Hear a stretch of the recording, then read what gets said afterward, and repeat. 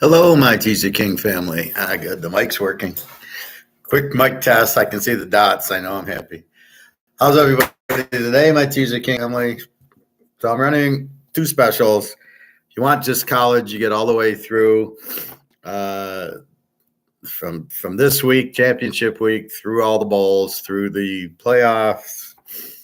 $100. If you want pros and college, it's $200, and you get same all college, and you get all the pros from this week through Super Bowl. That's $200.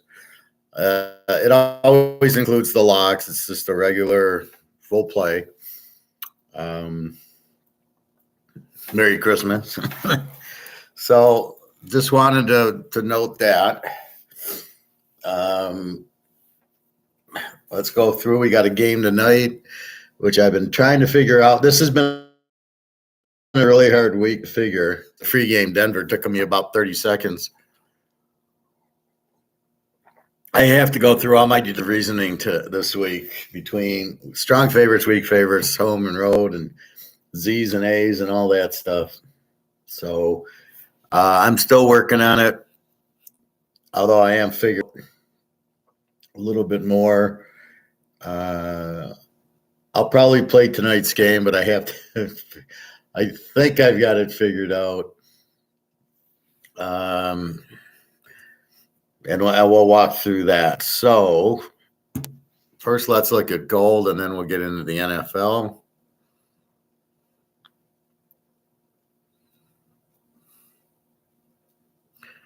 So gold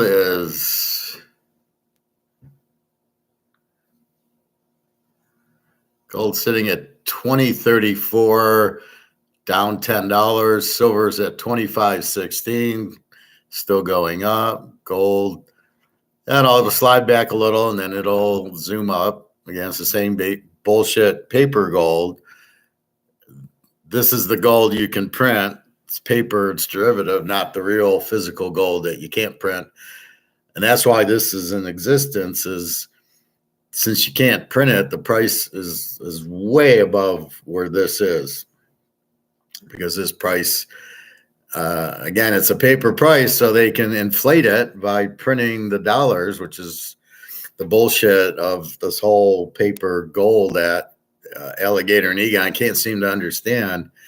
The gold price going up. Yeah, it's going up because it's suppressed. It's going to go because it shows more supply. So there's 250,000 tons, right? This is not priced at 250,000 tons. This is priced at like 1 million tons. Well, 750,000 of the tons don't exist. So we've got to get it back to 250,000 tons. That's why you got to get rid of COMEX. It's all bullshit. So don't believe it. Don't get into ETFs. They're all bullshit. Watch your stocks. Again, you want physical gold. That's where the money's at, and that's where it'll go to. So keep an eye on that. So anyway, it's still 20.34. It's still pretty good. I was doing some stoic stuff, which we'll get into later. Right now, let's look at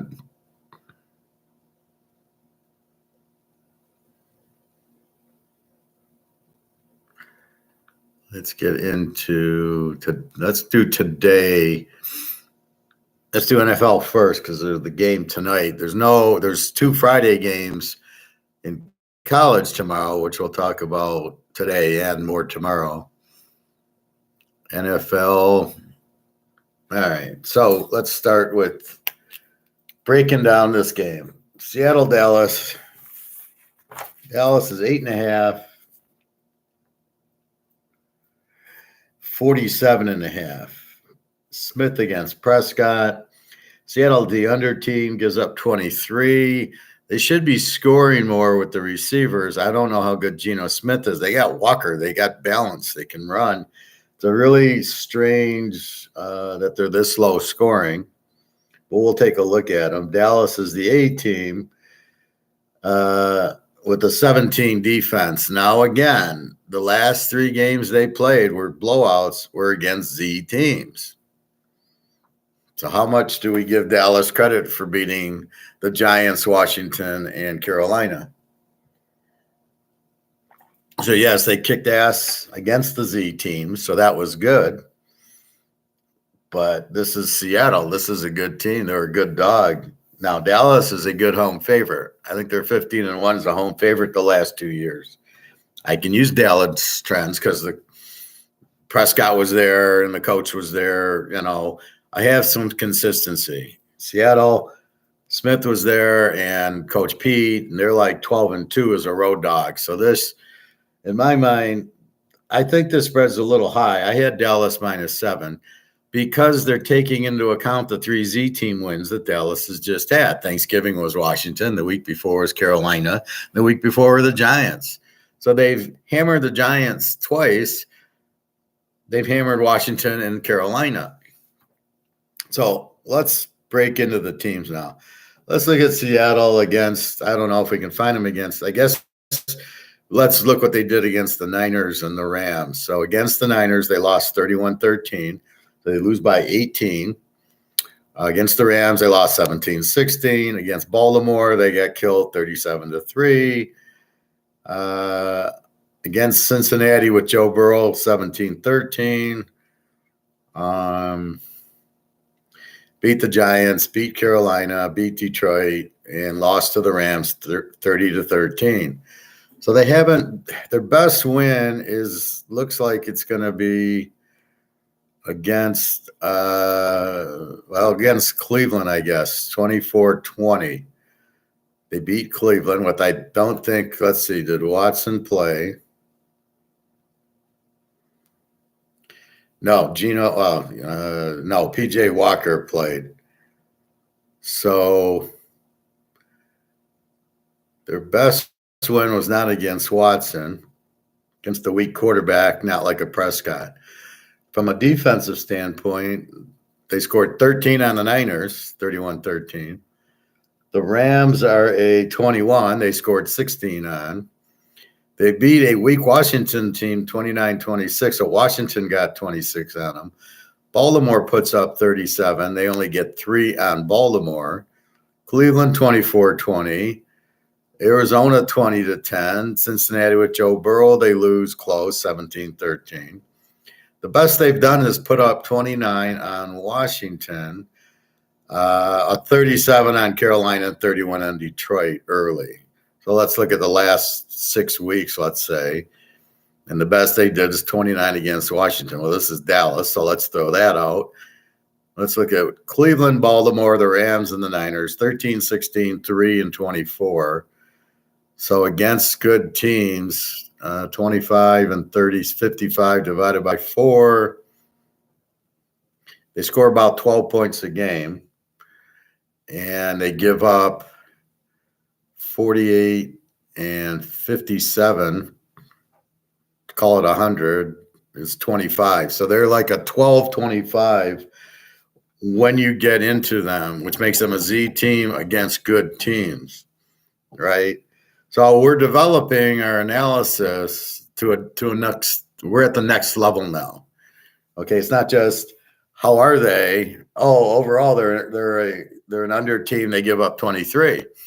Well, that's adding in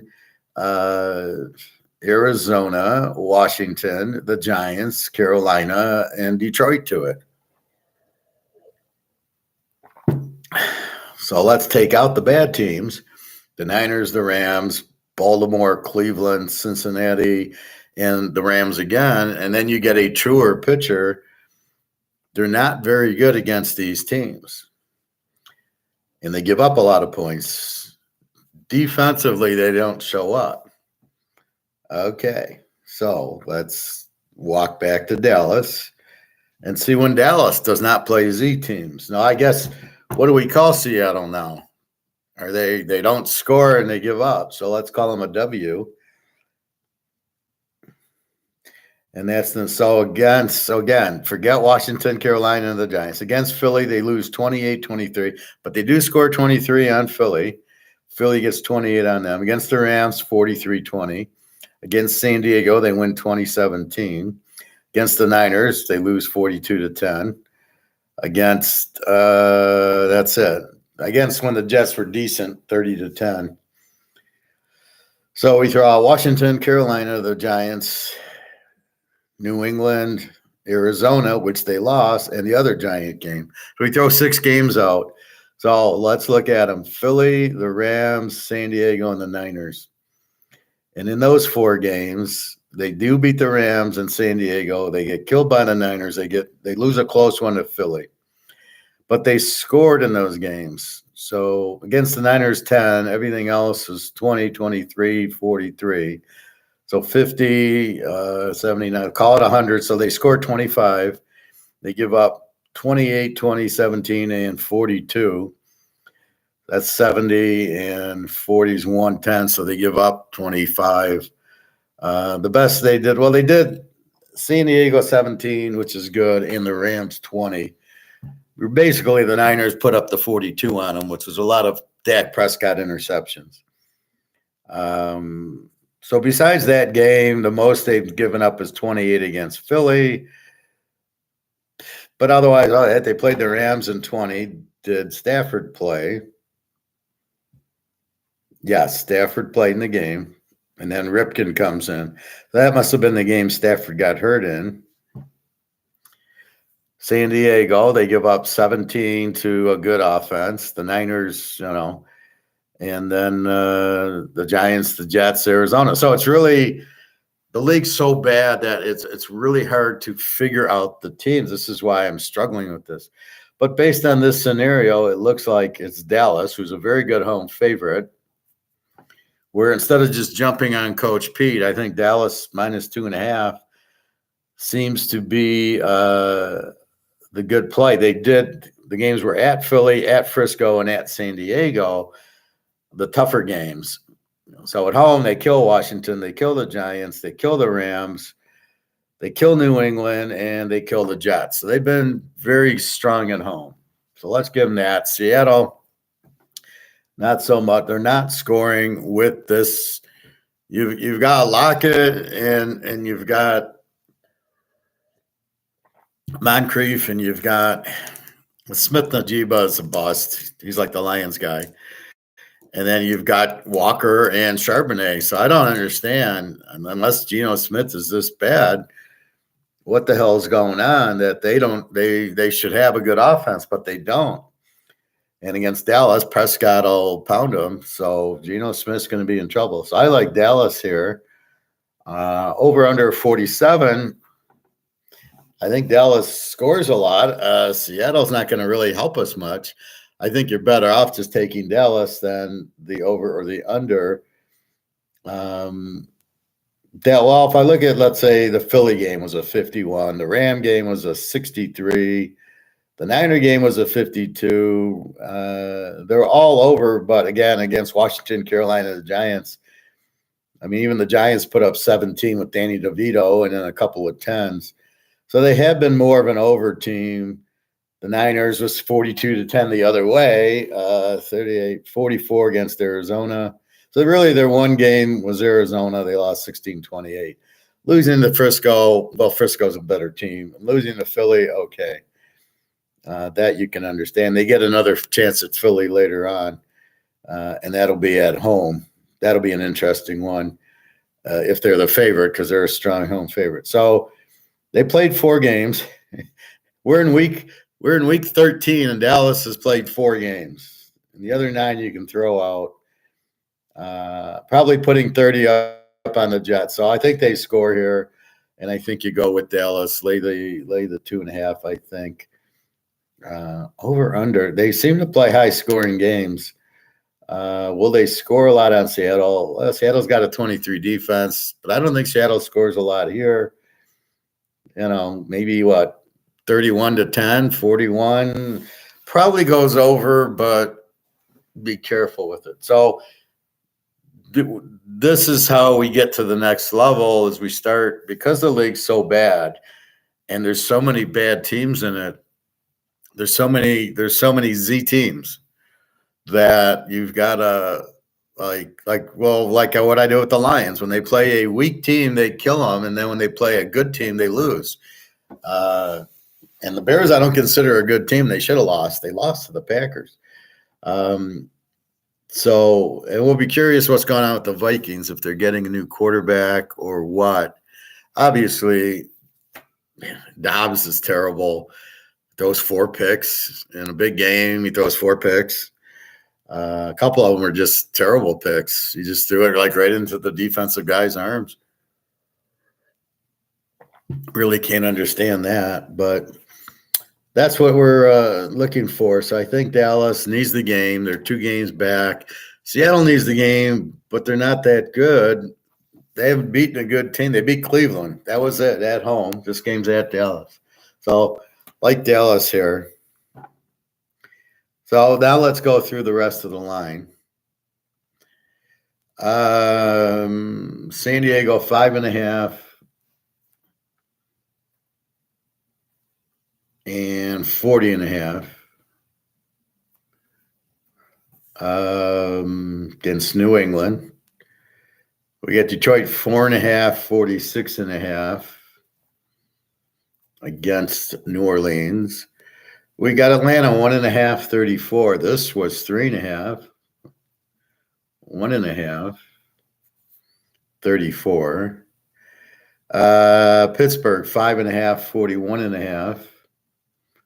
All right, that stayed. We've got Indy 1.5, 42.5.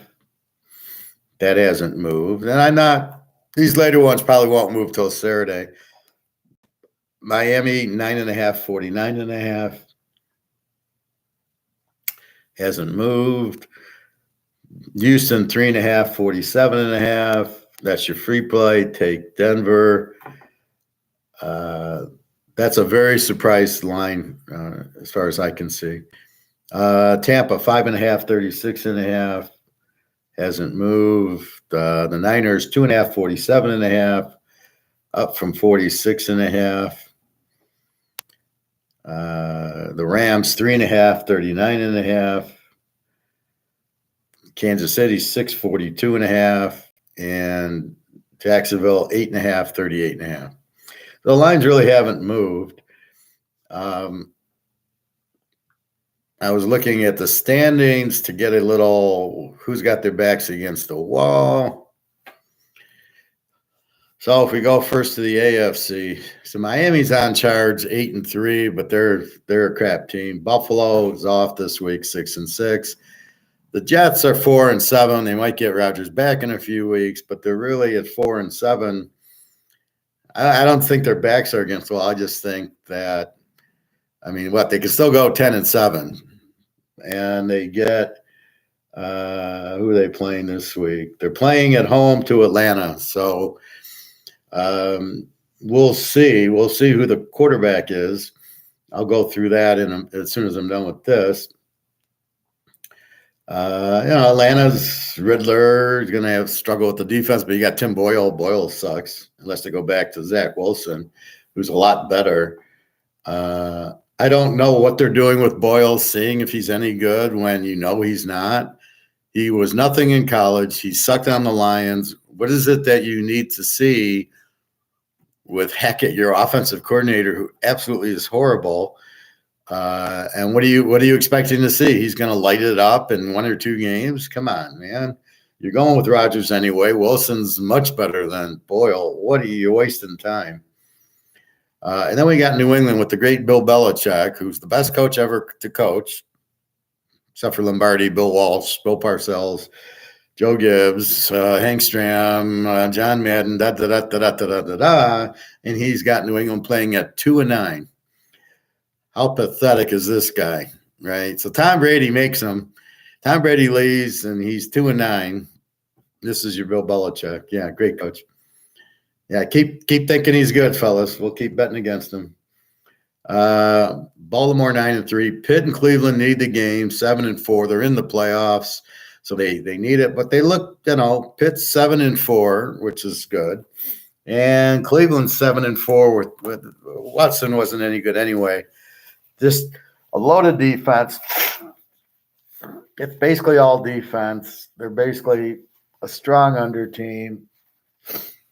Chubb's out, so it's Hunt and who's it going to be at quarterback this week? And they're at the Rams, so it's either DTR or PJ Walker against Stafford. Stafford should eat them alive. Well, maybe not with the good defense, but I don't see Cleveland doing much against Aaron Donald. So Pitt and Cleveland need it. Baltimore's out this second. I gotta say hi to Daria.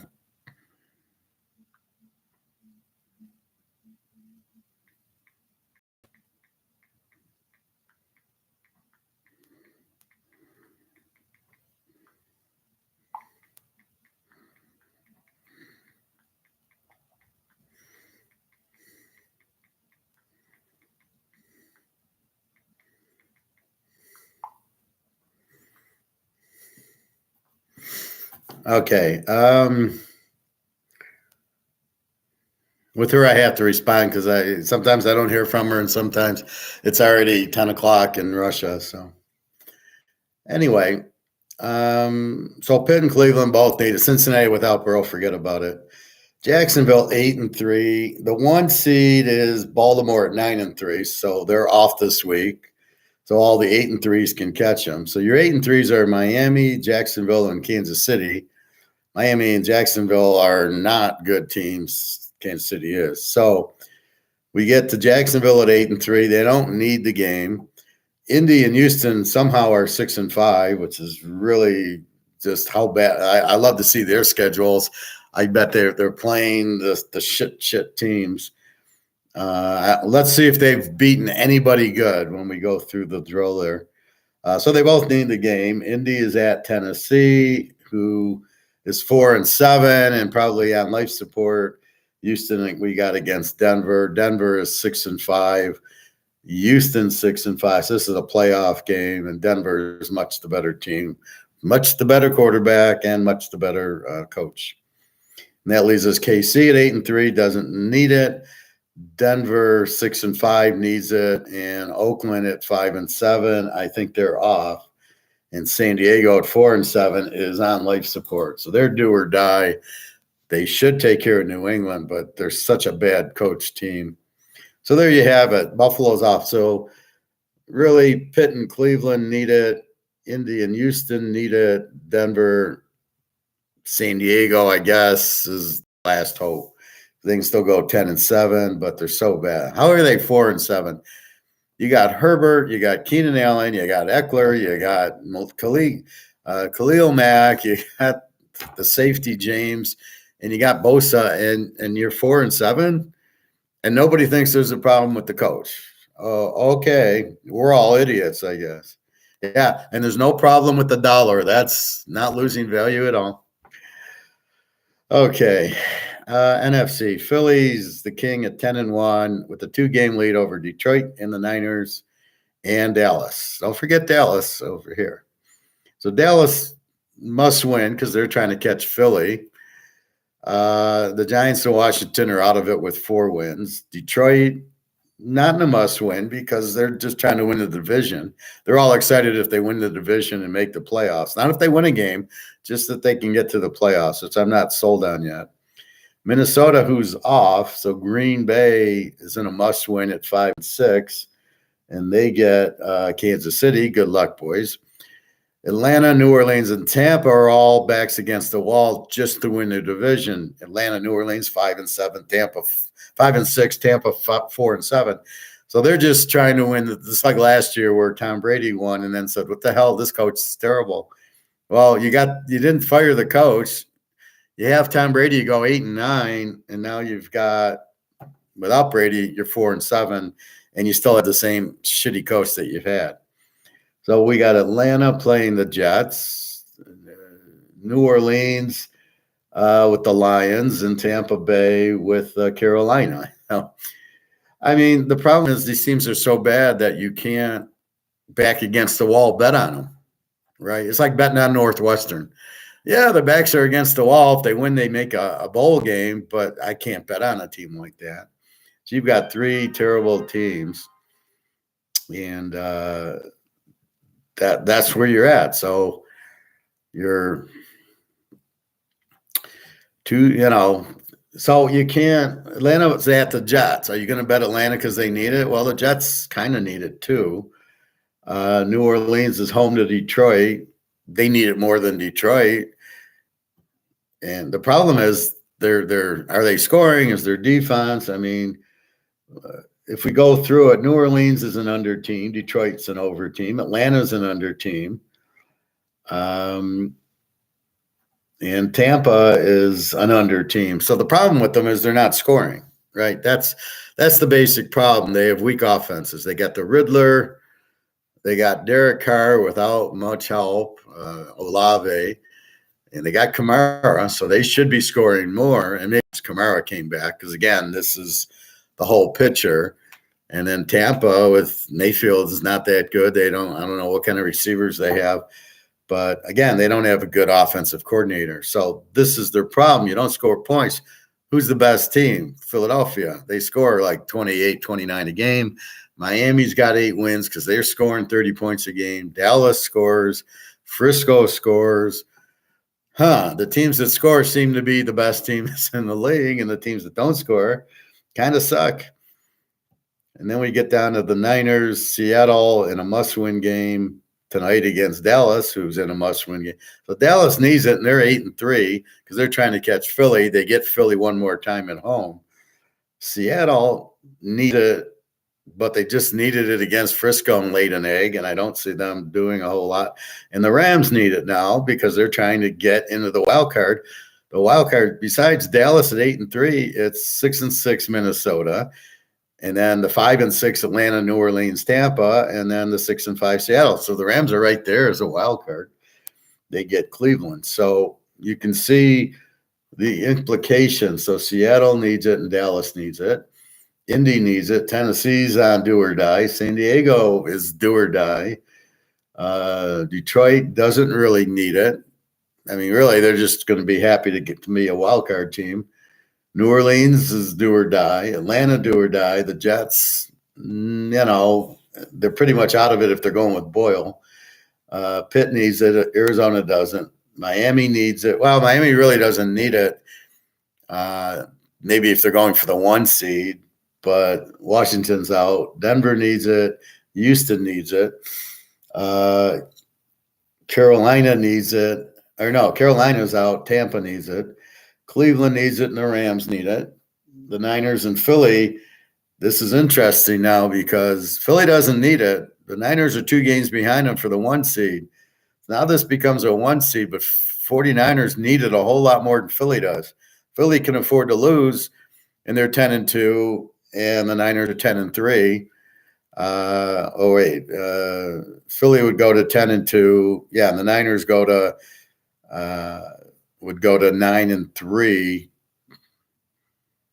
Philly's played 11. Yeah, they both played it. So 8-3. So they got a 2-game lead. So they'd go to 10-2, and they'd go to 9-3. So they'd have a 1-game lead, even if they lose Philly. So it's much more important for the Niners than it is for Philly. Philly can lose. Their backs are not against the wall in this game. Kansas City's looking for the 1 seed, needs it. Green Bay's looking for the wild card. Since he's pretty much out, Jacksonville doesn't need it. They're winning their division. They lost to Kansas City, so really they're a game behind them. I don't know if they played Baltimore. I don't remember.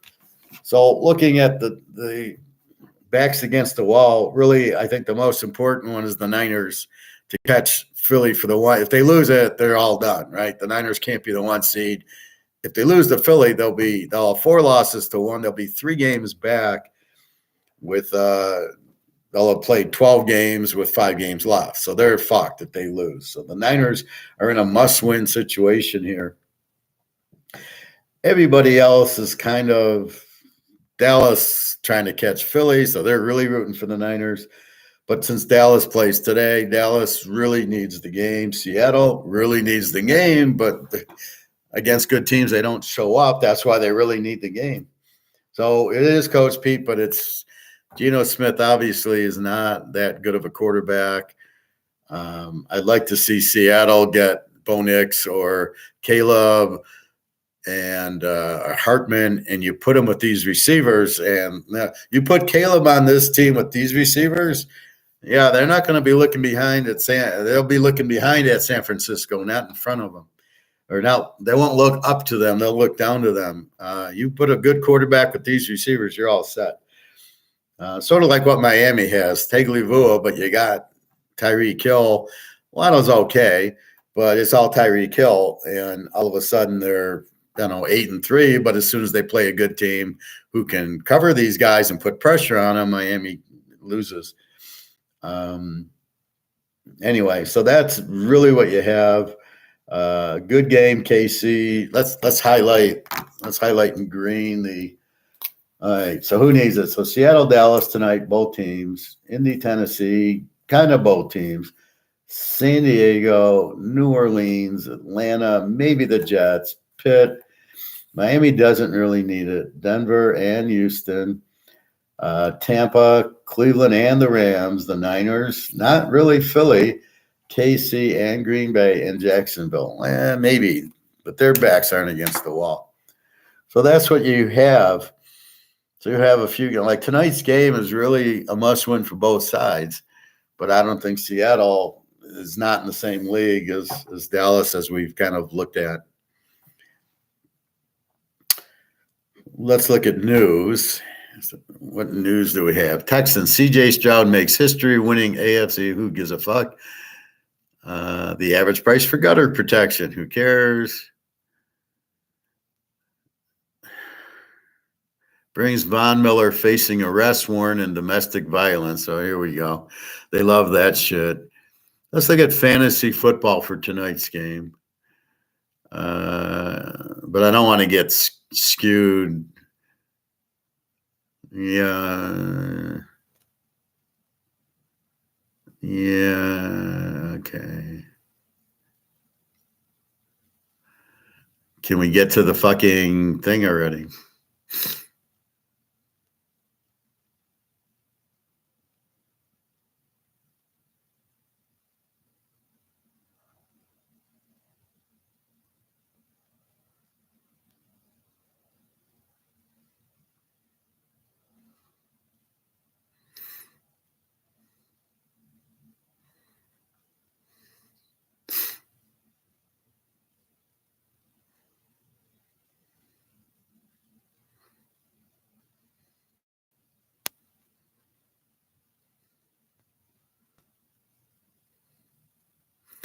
So Kenneth Walker's out today.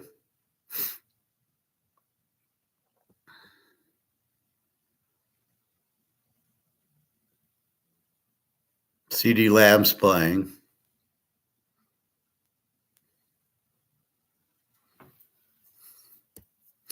So do we ever get to the most everybody's going to start Dak Prescott, D-Day Metcalf, Tyler Lockett, CeeDee Lamb.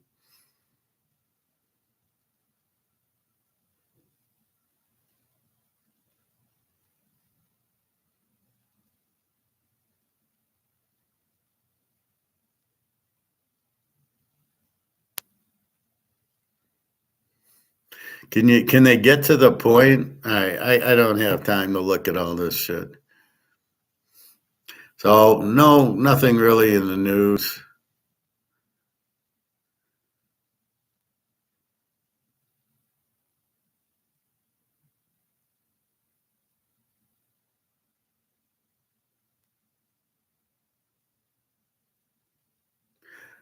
Joe Flacco's the backup quarterback with DTR, I assume the starter.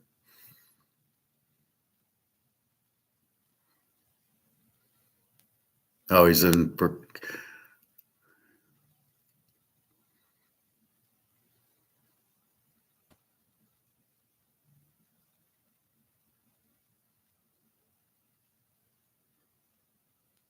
So what it's saying is Thompson Robinson's the starter if he clears concussion protocol. Otherwise, it's not Walker. It's going to be Flacco. Guy hasn't played in 2 years, and you're going to make him the starter. Yeah, now I love the Rams. Rodgers is at practice. Aaron Rodgers. The average price of gutter protection.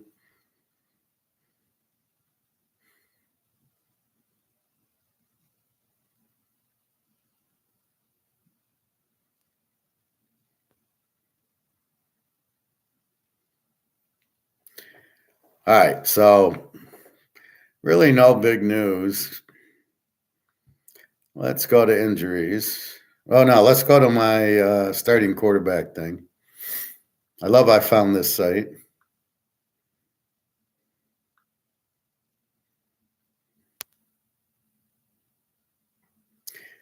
NFL starting quarterbacks. This is rotowire.com. And then it goes right into. So we got Geno Smith, Kenneth Walker out. So they'll go to the UCLA guy, Metcalf, Lockhart, and Smith Najimbi. Najimbi's done nothing. Are playing Prescott, Pollard, CeeDee Lamb. So everybody's there. It's their defense that sucks. Denver, we got Jerry Jeudy and Marvin Mims questionable for their receivers, and Tank Dell and Noah Brown questionable for Houston. So interesting, but we'll be all right. San Diego, Herbert against Zappe. So Zappe's going to go for New England. Finally, Belichick's acting like a Super Bowl coach. Stroud against Russell Wilson. We've got Goff against Derek Carr. Montgomery's questionable for the Lions. Olave and Shaheed are questionable for New Orleans, but Kamara's okay. So I don't know what that means.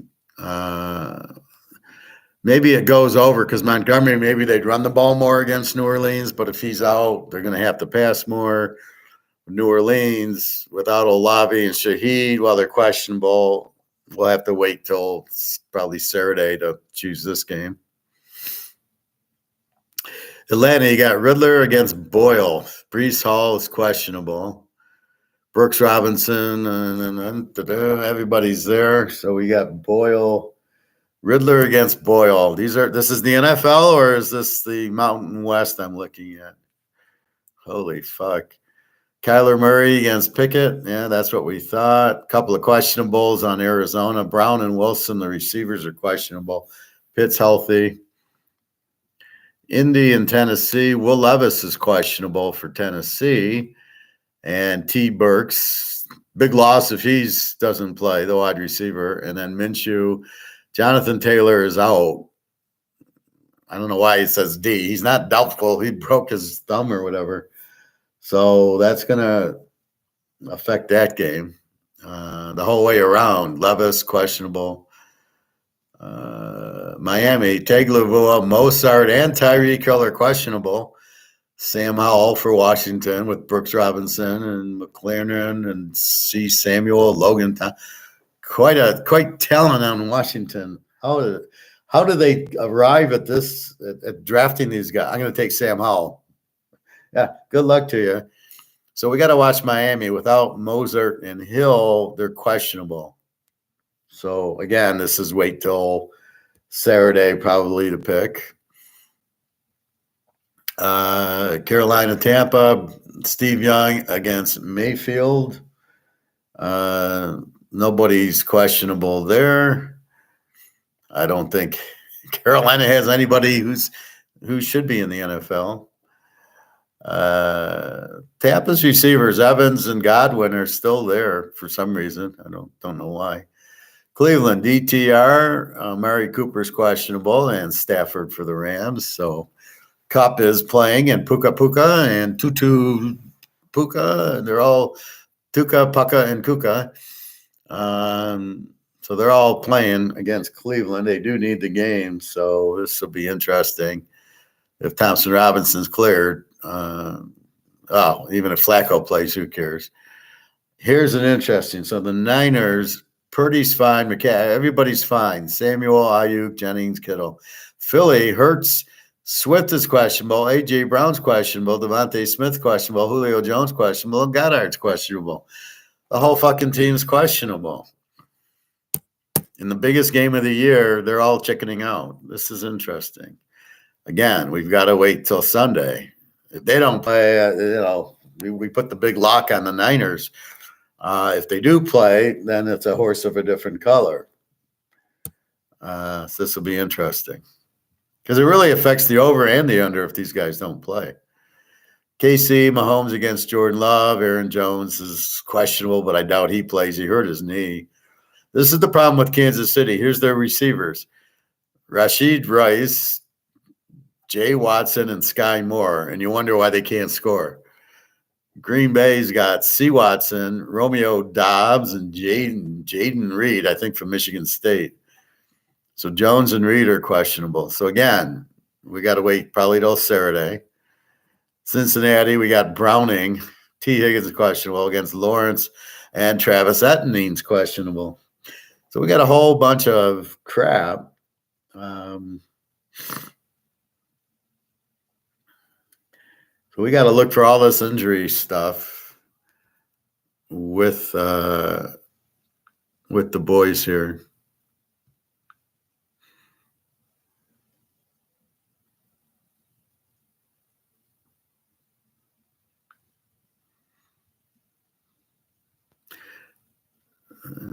All right, let's go to my other injury covers. Let's see what we've got.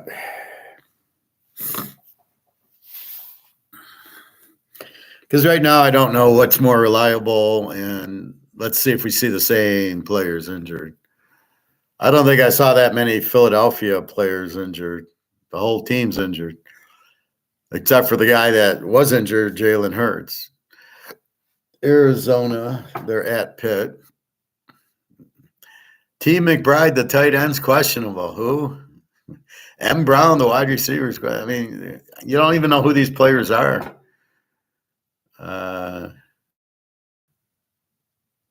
So nobody I know. Atlanta.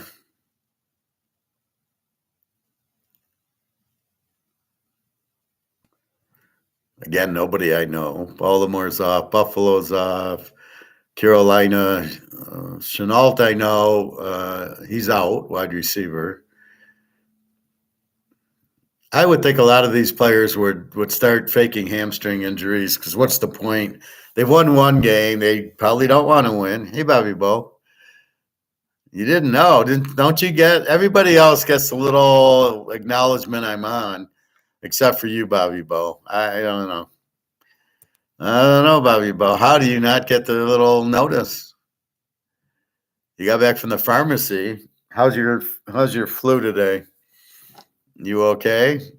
Did you eat your green tea? I got this is my cinnamon ginger with a little lemon in it.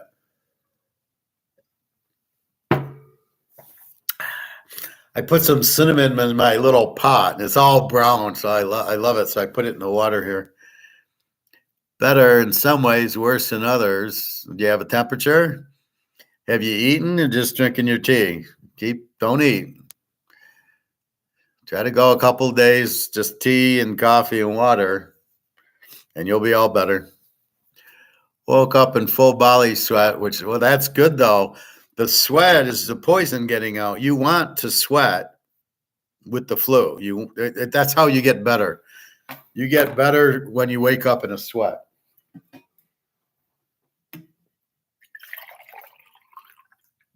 So good job.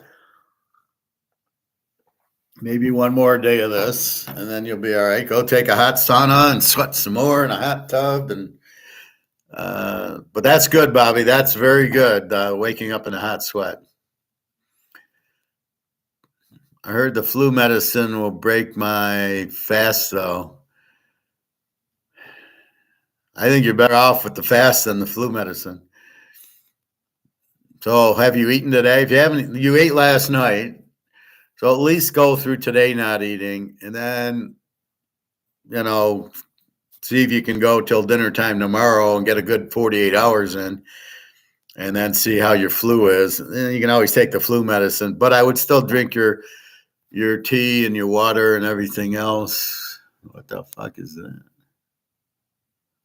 Oh, let's see. I wondered what was in my water, and I'm like, what was it, an ear or something? And then it's a lemon pit. When you squeeze the lemon, the pits come out of the lemon. I ate 2 big meals looking to fast. Then I read about the Tuesday fast break. Not sure if it's actually true or not. What? Tuesday fast break? What is that? What are you talking about? The Tuesday fast break. You ate 2 big meals, I'm assuming yesterday. You don't have to eat a big meal to fast. Just don't eat cookies and ice cream and chips. If I do break the fast, I'm still looking to do it to clean myself from all the stuff I ate in New Orleans. Yeah, well, that's true. That's like Thanksgiving. I had a pumpkin pie, so I'm trying to fast maybe tomorrow. Well, tomorrow's Friday. Yeah, I mean, that's probably why you're sick, all the alcohol and too much sugar in your body. So just try not to eat today. Wake up, you'll be 24, you'll be 36 hours. The guy inside will have 18 hours to clean you. See if you can not eat today and go till dinner time tomorrow and see how you feel. Just have a lot of water, which is what you should have, or the cinnamon tea and ginger, and just eat the water, the tea, whatever. You're fine. Just sleep and sweat, and you'll be okay. I'll get you better. All right, Carolina. I don't know why any of these players would play. I mean, they're going to be 1-16, and it's going to be really interesting because they'll have the number 1 pick, and they just drafted Steve Young. So what do they do with Caleb? How do you take Caleb when you got Steve Young? I mean, this is insane. You're going to trade the pick to get your wide receiver that you traded to the Bears back? You need so much help. It's ridiculous.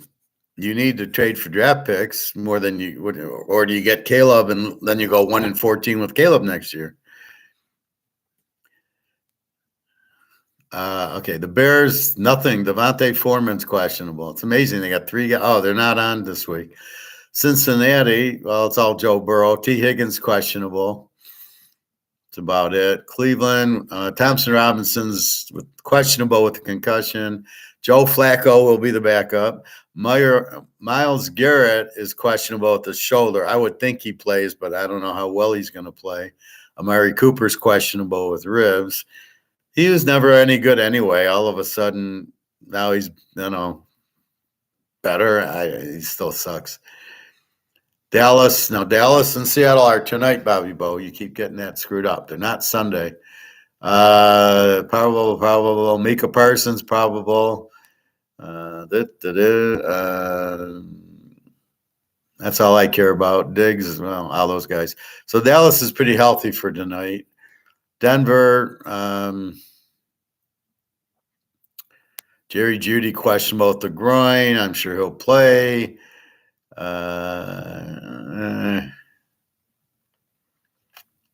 don't know. On the other sheet, it showed a couple of receivers out. Well, maybe Mims is a starter. I don't know. But they're just questionable. They'll play. It's a big game. They need it.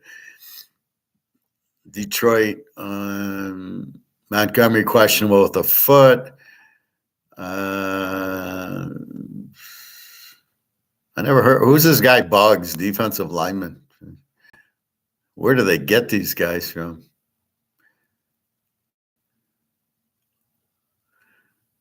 All right, so nothing big. Green Bay plays Kansas City. Bunch of questionables. Jay Reed's questionable. Dillon's questionable.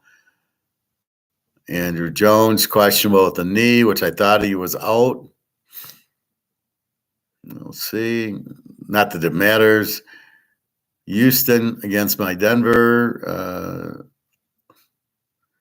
A lot of offensive tackles are questionable.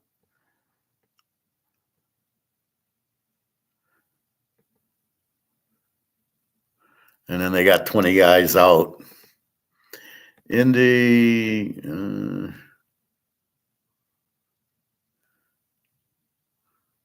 Taylor's late December with the thumb. So why did they say doubtful when he's out till late December with the thumb? That's why I don't know who to rely on here. This seems to be the better thing. Jacksonville, Etnine, questionable with the chest. That's no big deal.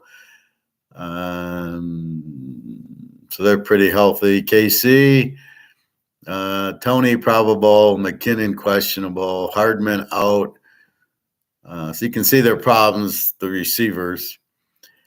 Yeah, these GMs are on drugs. Isn't it the worst you've ever?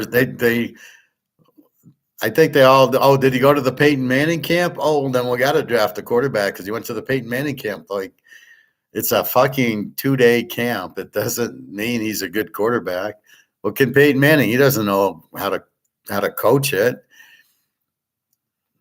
You know, Larry Bird can't coach. Magic Johnson can't coach. San Diego, 3 offensive tackles are questionable. Jesus. Keenan Allen, questionable. Bosa's out. They're so bad. The Rams are pretty healthy. 1 DB out and then a questionable. Oakland, they don't even play. Miami, Mozart. See here, Mozart's probable and Tyreek Hill's probable. And the other one, it said questionable. Here, they're probable as of Thursday, November 30th, which is today. So I'm assuming Mozart and Hill are playing, and then the bet goes over. A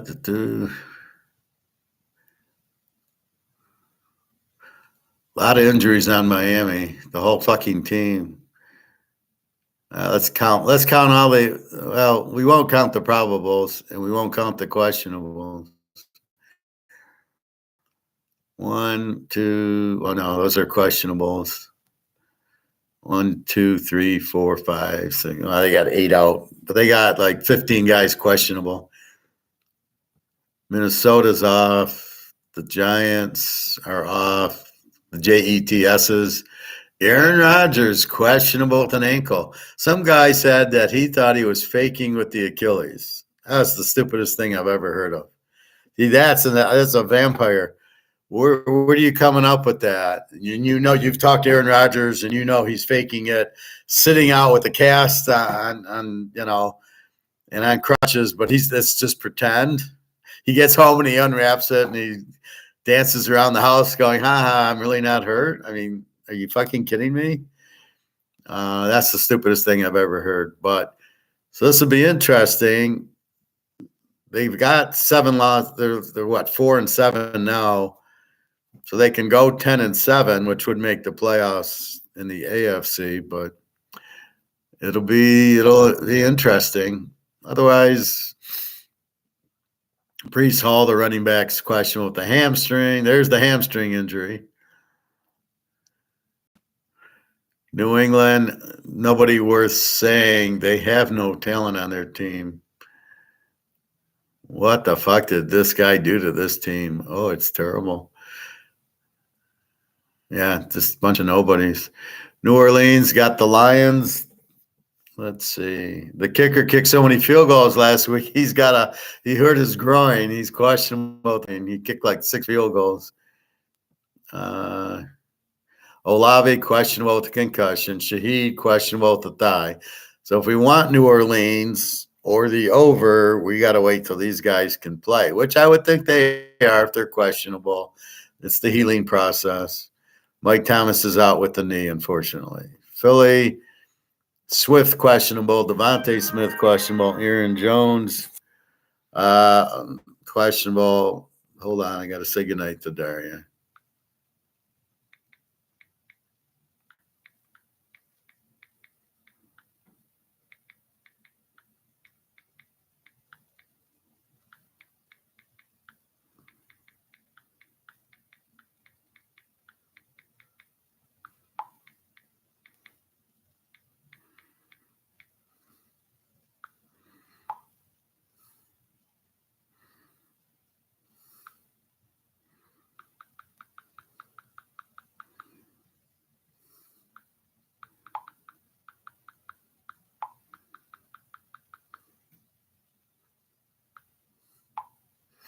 To here's I know dosidanya means good night. So she said she's going to sleep. It's 3:00. It's like 11:00, 10:00, 11:00 there.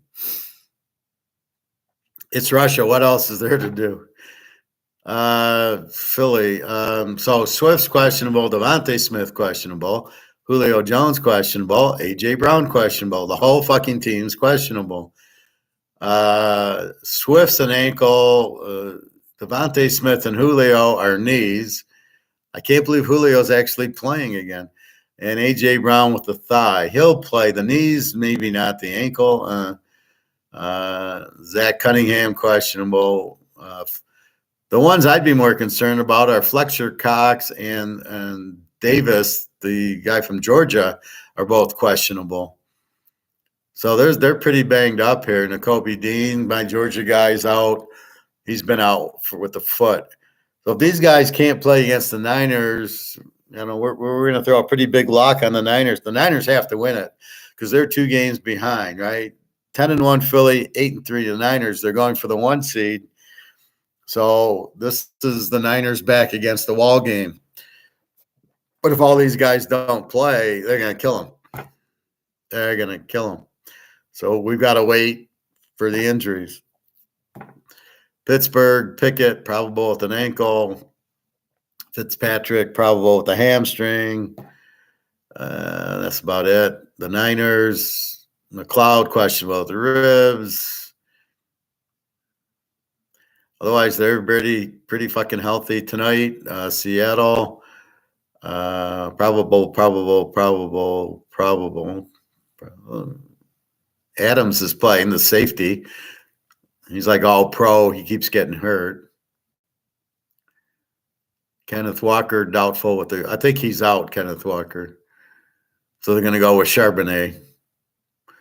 Tampa Bay, bunch of questionable. Mayfield, probable with an ankle. So you got to be careful. They're playing Carolina, but he's got an ankle problem. So what if he doesn't finish it? Well, then we go to Trask, who's a better quarterback anyway. Tennessee, Will Levis, questionable with an ankle. Guess who Cleveland's backup quarterback is, Bobby? Yes, Joe Flacco is backing up DTR. Why don't you go and be the backup? I mean, if they're bringing Flacco out, you might as well be the 3rd string there. I'd rather bet on you than Joe Flacco. Jesus Christ. Washington. D. Harris, the linebacker's out. Does anybody know who the fuck that is? Or Stromberg. He was in a James Bond movie.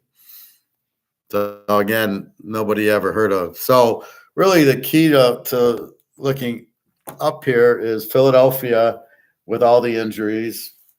DTR's in concussion protocol against LA. And if he doesn't play, Flacco's going to play. So, yeah, good luck for Aaron Donald's going to tee up. Mayfield with the sprained ankle. Carolina's got Young. Why aren't they going to Dalton? What kind of idiot coach is this? Or he's under the owner. Well, he's actually gone. Carolina's got a new coach. I don't even know who it is. It doesn't really matter because you got Steve Young, and that's all that matters. He sucks. Denver, Houston, Judy. We got well, that's already in. Denver, Miami, Washington. Again, now you're getting your injuries. You got Tyreek Hill questionable. You got Mozart, the running back, questionable. Waddle questionable. Now I look at all the questionables as it's only Thursday. They're all playing.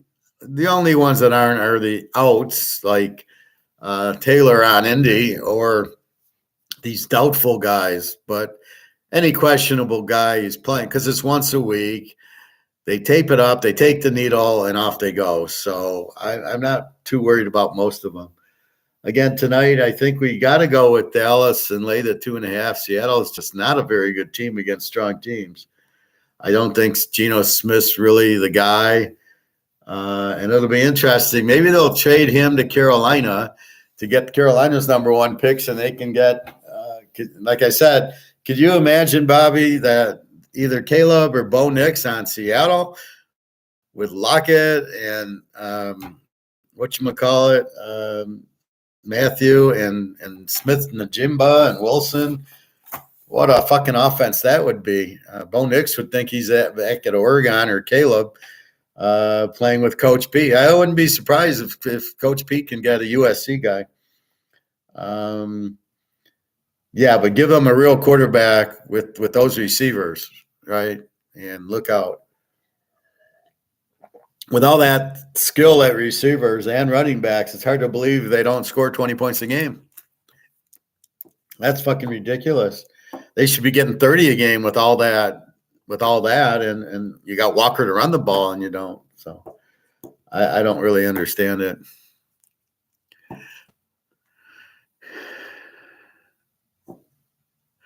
Professor nailed it right on the head the other day when you said, how do draft fucking Danny DeVito? Exactly. I mean, even if it was a free agent, how do you look and choose and say, yeah, that's the guy for me? I mean, Jesus. I think last year he was on Illinois. I'll look at his stats. I don't want to screw up the YouTube, but I got his last year's stats. I don't think they're too pretty. Yeah, Zach Wilson ruined the whole thing. All the bum had to do was squeeze in a wild card spot for Rodgers to seal. Well, it isn't him. It's the offensive coordinator, the guy that screwed up Russell Wilson last year at Denver is the offensive coordinator for the Jets, and it looks like it. Their plays are so stupid. Changing to Boyle isn't the answer. What do we got? Atlanta and the Jets, and the over-under is 34, and they won't even get close to that. You got Riddler against Boyle, two Mountain West quarterbacks at best. And, no disrespect to Boise and UNLV, whose quarterbacks I'm sure are much better. Yeah, I never liked Flacco even in the prime. Yeah, he was never any good. He should have been eliminated that one playoff game with Denver defense. Yeah, that was exactly what I was thinking, that long pass against, I think it was Peyton Manning, Denver. But, yeah, that was just terrible. Terrible defense. Although now it's a lot better. They play this too deep zone and they let everybody run underneath and get 20 yards of crack. So I don't know that this defense is the worst defensive coordinators I've ever seen. That's why Jim Schwartz looks so good, like at Philly and now at Cleveland. He's the only one that blitzes and plays man on man and blitzes the quarterback. He's got Myles Garrett, so that's why they beat Baltimore. And I'm still trying to wonder how the fuck they got 64 points in the Baltimore-Cleveland game. They're shutting out Seattle. They're shutting out San Diego. And Cleveland, without a quarterback, puts up 31 on them. It's just unbelievable. All right. So let's pick a score for tonight. Seattle with the 23 deep. Now, what I've done, Bobby, is I said, well, look at Dallas's last 3 games don't count. The Giants, Washington, and Carolina are all Z teams. So you can't even look at anything they did the last 3 games and count. It's like Michigan against all the shit teams, until they played a good team. So you finally have them against Penn State and Ohio State. But here, I throughout the last 3 games, so I did an analysis, and Dallas played Frisco and got killed. They played Philly pretty close, and they played the Rams, and they killed the Rams. The Frisco and Philly games are on the road. They're really good at home, but Seattle is terrible. Seattle hasn't beaten anybody. They got killed by the Rams twice, or once, and they lost the other. They got killed by 49ers Thanksgiving. The only game they've won that's any good is against Cleveland, 24-20. This game's at Dallas. So how about them Cowboys tonight?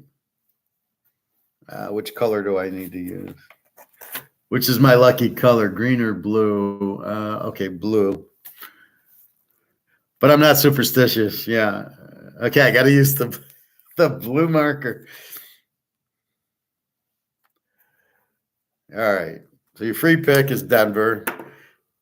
how they're getting 3 points is beyond me. But whenever you get the better team getting points against a weak favorite, Houston, that's what we live for. Usually I've been getting screwed when Denver would be a 3-point favorite, and I can't bet Houston in 9. And so it's like, that's why if I get a San Diego or a Seattle as a dog, I like it. But looking at throwing out the Z teams and looking at it, Seattle is going to get blown out here, I think. The over-under is hard because they don't really score a lot against the better teams. Seattle puts up like 12 points a game, gives up 25. So it's just really they're almost they're a W team against good teams. They just don't show up. Dallas 15-1 is a home favorite, so we're taking Dallas. Indy, Tennessee. So we've gone through the line. So let's just go through it. Indy, Tennessee. Indy, the over team without Jonathan Taylor. He's out for a month with the thumb. Tennessee's the under team. Indy 1.5, 42.5. Minshew against Levis. Levis is questionable. I don't know where they go. Maybe Tannehill's back. Indy with a 24 defense. And they scored 27-28. And Tennessee's under. What do you expect with Levis and a 20 defense? Henry, this Henry. I really don't know. I really got to dig into throw out the Z teams. Problem in the NFL now, you got New England's a Z team. The Jets are a W now. Arizona's a Z team. Carolina's a Z team. What the fuck? I'm not sure. Cincinnati's not a W team now without Burrow. Tampa's an under. Washington's a W.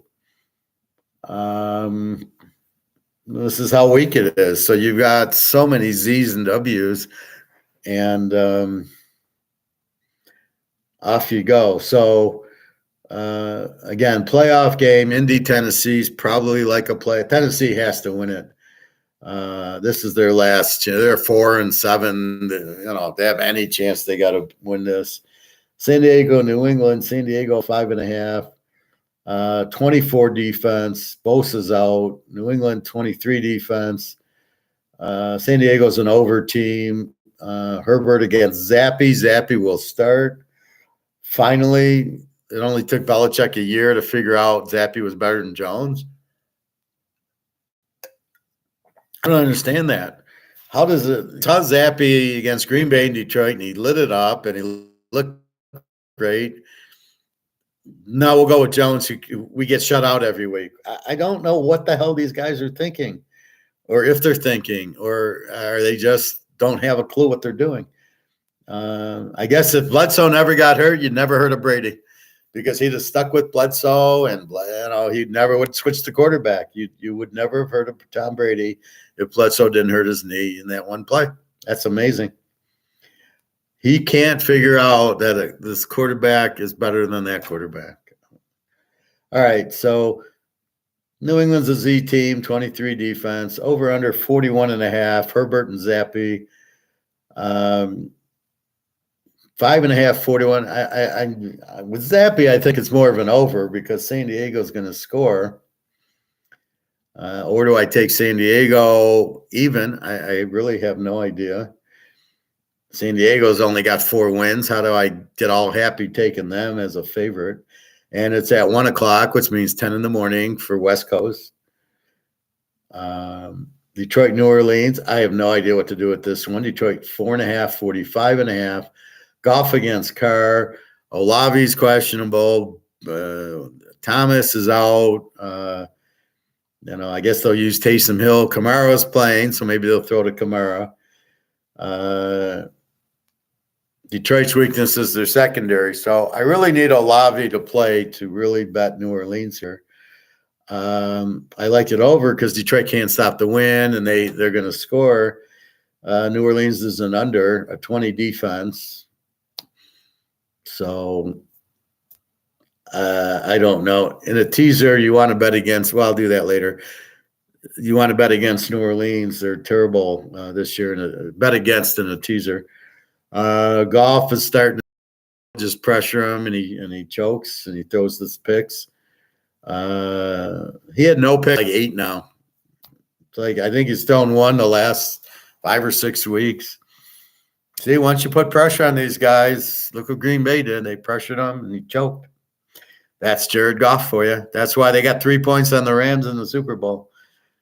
So it's not hard. If you pressure these quarterbacks, they all stumble except for Brady and Rodgers and maybe Russell Wilson. I don't know with Detroit. Again, we got to wait for the injuries. If Olave plays, maybe we like New Orleans better. Getting 10.5 at home. We did this with San Diego. We got the lock with San Diego in 9 against the Lions, and so again, they're a weak road favorite. 24 defense. We got a lousy defense and a 20 for New Orleans. Probably an over if we get Olave to play, but we'll see.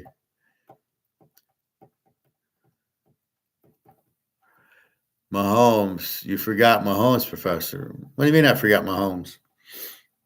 We haven't gotten to Kansas City yet. Oh, well, yeah, if you blitz. Yeah, okay, Bobby. I see what you're saying.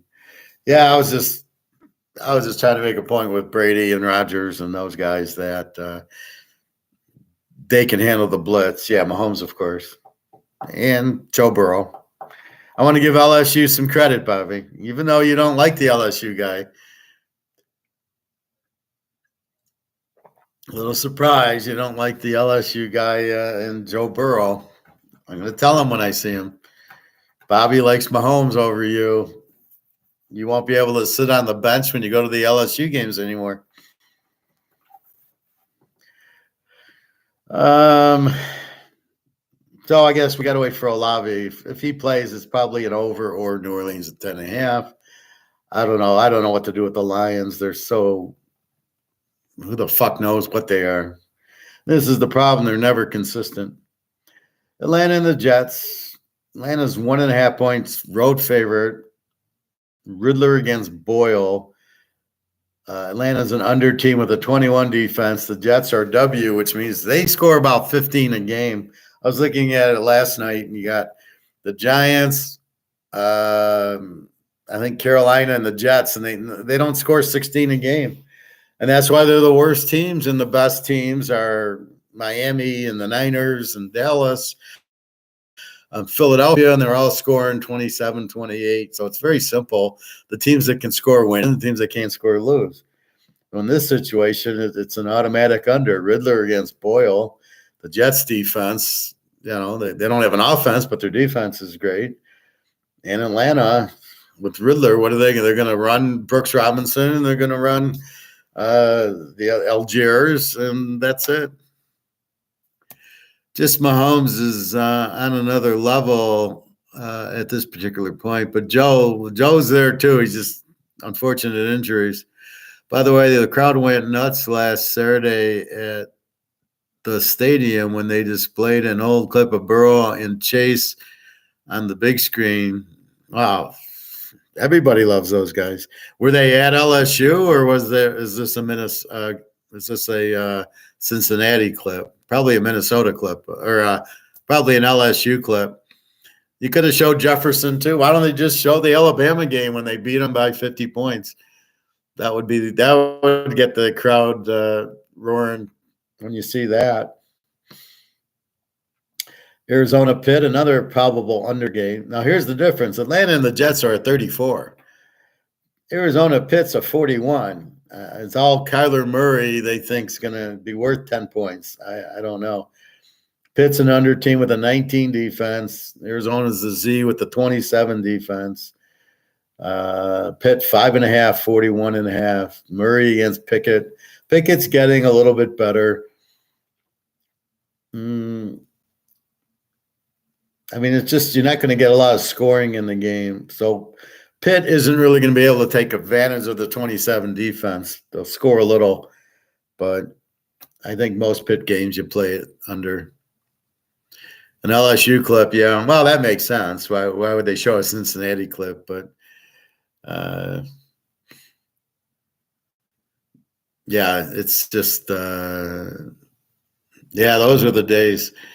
And they were all crying because only Alabama can win the championship. Nobody else. Nobody's good enough to make the playoffs. We haven't seen Alabama in a while. It's been LSU and Georgia, and I can't wait to see Georgia just rip them apart this week. They're going to run it down their throats. They got a good quarterback. They got Brock Bowers back in the killer defense. So you watch when Melrose goes back to pass. There'll be two Georgia guys waiting for him. He's not going to scramble around like he did against these other guys.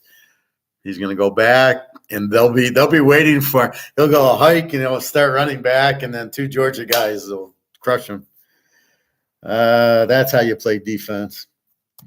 Miami, Washington, Miami 9.5, 49.5. They're the over team, 23 defense. Washington's a W team with a 29 defense. Washington scores a little. They're a W team. The Jets are a W team because they score 15 and give up 22.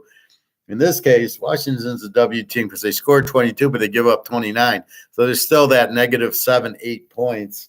They're just a over W versus an under W. So that makes now we got to watch all the injuries on Miami, apparently, although they all seem to be probable. Washington, if somebody's injured, we have no idea because it could be their starting running back. We have no idea what his name is. Hey, you over here. 49.5. Again, Washington with the 29 defense. Miami's going to eat it up, provided Tyreek Hill and Mozart play, which they should. Washington should be able to score on Miami's crap defense. So I think you're going to see Miami put up 40 here. Denver, Houston, we already know. Denver is the free pick. Carolina, Tampa. Carolina, the Z team with one win over Houston.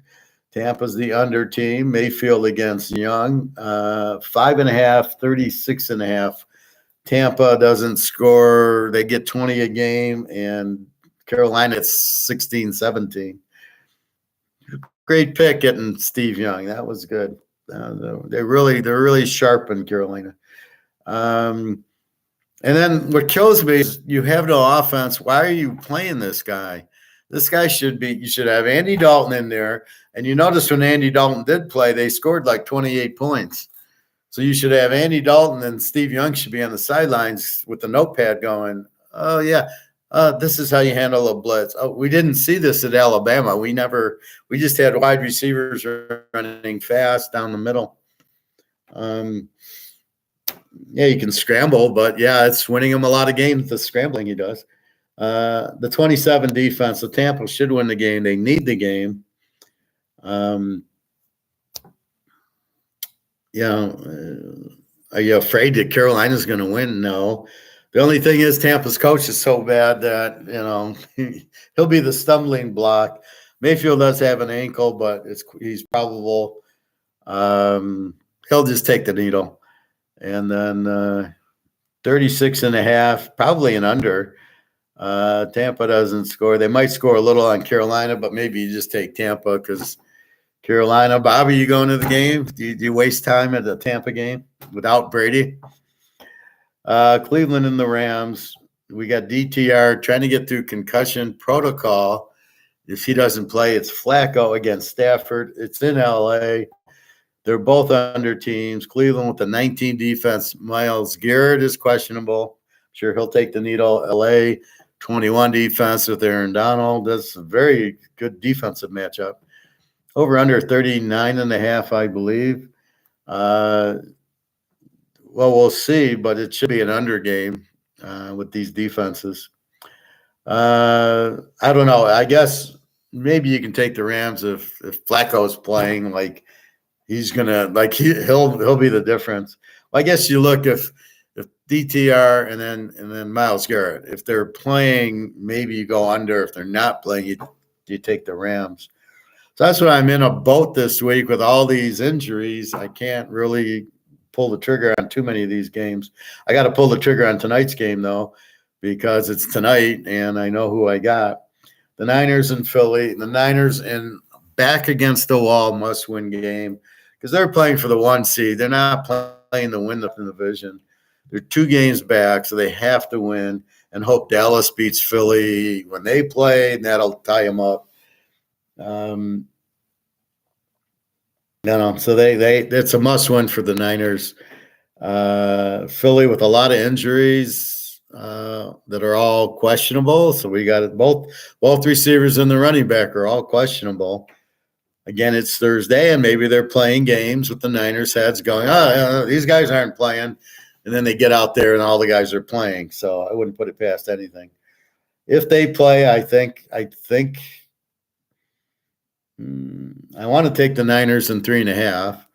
That's my first pick. And then it's probably an over game if I get all, because Philly will score on them, but their defense isn't that good. So the Niners will keep scoring early and often. So we will see. This is a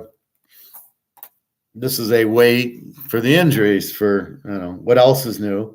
KC Green Bay. KC's only a B team now because they are not scoring because they don't have receivers with the 17 defense. So this team is a very strong defense. Green Bay's an under team. They lit up the Lions because they put pressure on them. They got the turnovers by Goff. They're not going to get the turnovers from Mahomes, and they're not going to score on KC like they did on Detroit. I mean, KC's a 17 defense, and Detroit's a 24. This is why we keep score, right? So Dallas beat 3 Z teams in a row, so we just throw it out. But if you didn't know they're Z teams and you didn't understand it, you'd say, wow, look at Dallas. They score 40 points a game. This isn't the Z team they're playing. So not against this type of team, against the Z teams. And that's really the beauty of my method is that now you understand it. Now you say, Dallas really isn't that good unless they play crap teams. So there's so many CW teams in the league. It's really unbelievable that like Oregon and Georgia could beat half the team. They could beat easily 15 teams in the league. And I'm not sure Georgia and Oregon wouldn't win the NFC South and the AFC South. I'm not sure that they couldn't. Now, Georgia, I know, would beat Jacksonville because they hate Lawrence. And he didn't show up in the Georgia games. So we will see. All right. So KC, B team, under. Both teams need it. KC's trying to get the 1 seed. Green Bay's just trying to make the playoffs. They got to beat Minnesota. They can still catch the Lions, although they played them twice already. I was impressed that they beat the Lions the way they did. The defense really showed up. Probably an under game here because we know KC's defense is tough. And stopping Mahomes, he'll drive it on you. Green Bay will put pressure. Love. Okay, he has one good game, guys. He's no Joe Montana, okay? I saw that. Oh, don't give up on Love yet. And I'm like, okay, dude, yeah, Love sucks. It was the Lions with no defense and no secondary. Not really, How would he do against Caleb? Caleb would have put 5 touchdowns up on him. I love when Caleb would score more or Prime Junior against the Lions. They'd put up 35 points. And last game, Cincinnati with no Joe Burrow, a guy named Browning. They're an under team anyway, 22 defense. Jacksonville's an E team. They score 23-24, give up 21. A pretty decent defense. Browning against Lawrence. Jacksonville can only win in London. They can't win at home. Against Browning, 8.5, 38.5. This was 41, went down to 38.5. I think you take Jacksonville here, but I hate Trevor Lawrence, so I don't know. This is a hard game to pick because how do you bet on Jacksonville? I can't. I can't bet on Jacksonville. I can't bet on Houston. I can't bet on Indy. I can't bet on the Lions. I can't bet on the Giants and Washington, and the only team I can do is the Jets. I can bet on the Jets. I can bet on Pittsburgh. Then, of course, Frisco and Philadelphia. And there are money teams, but they play each other this week. Baltimore and Buffalo are off, and the Niners play Philly. KC, okay, they get Green Bay. We can bet on Mahomes, but it's a real tough week. I really am dissecting it like I did. I went into Seattle against good teams and took out all the crap, and I went in Dallas against good teams and I took out all their crap, and I came up with Seattle's a Z team against good teams. They score 15, give up 25. Dallas, I mean, they played Frisco, got killed. They played Philly, close. They played the Rams, they killed them. And again, the Philly and the Frisco game were on the road. And you know how Dak Prescott's going to do against a good defense. But Seattle doesn't have a good defense. They got a 23. So let's go with Dallas tonight. But I got to add it on my site. And I don't know who I'm putting with them. We'll see. Again, it's kind of early. We got to wait for the injuries and then look at the quarter. And I'm like, do I want, maybe San Diego over now because it's zappy?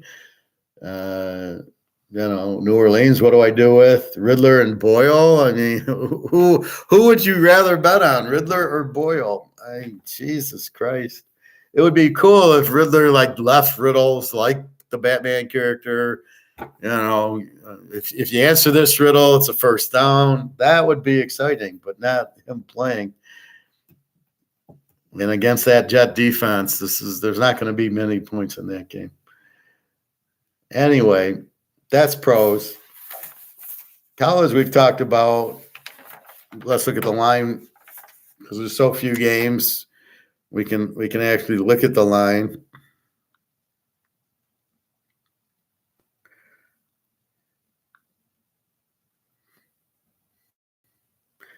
Let's just update today's. Dallas is 8.5, 47.5.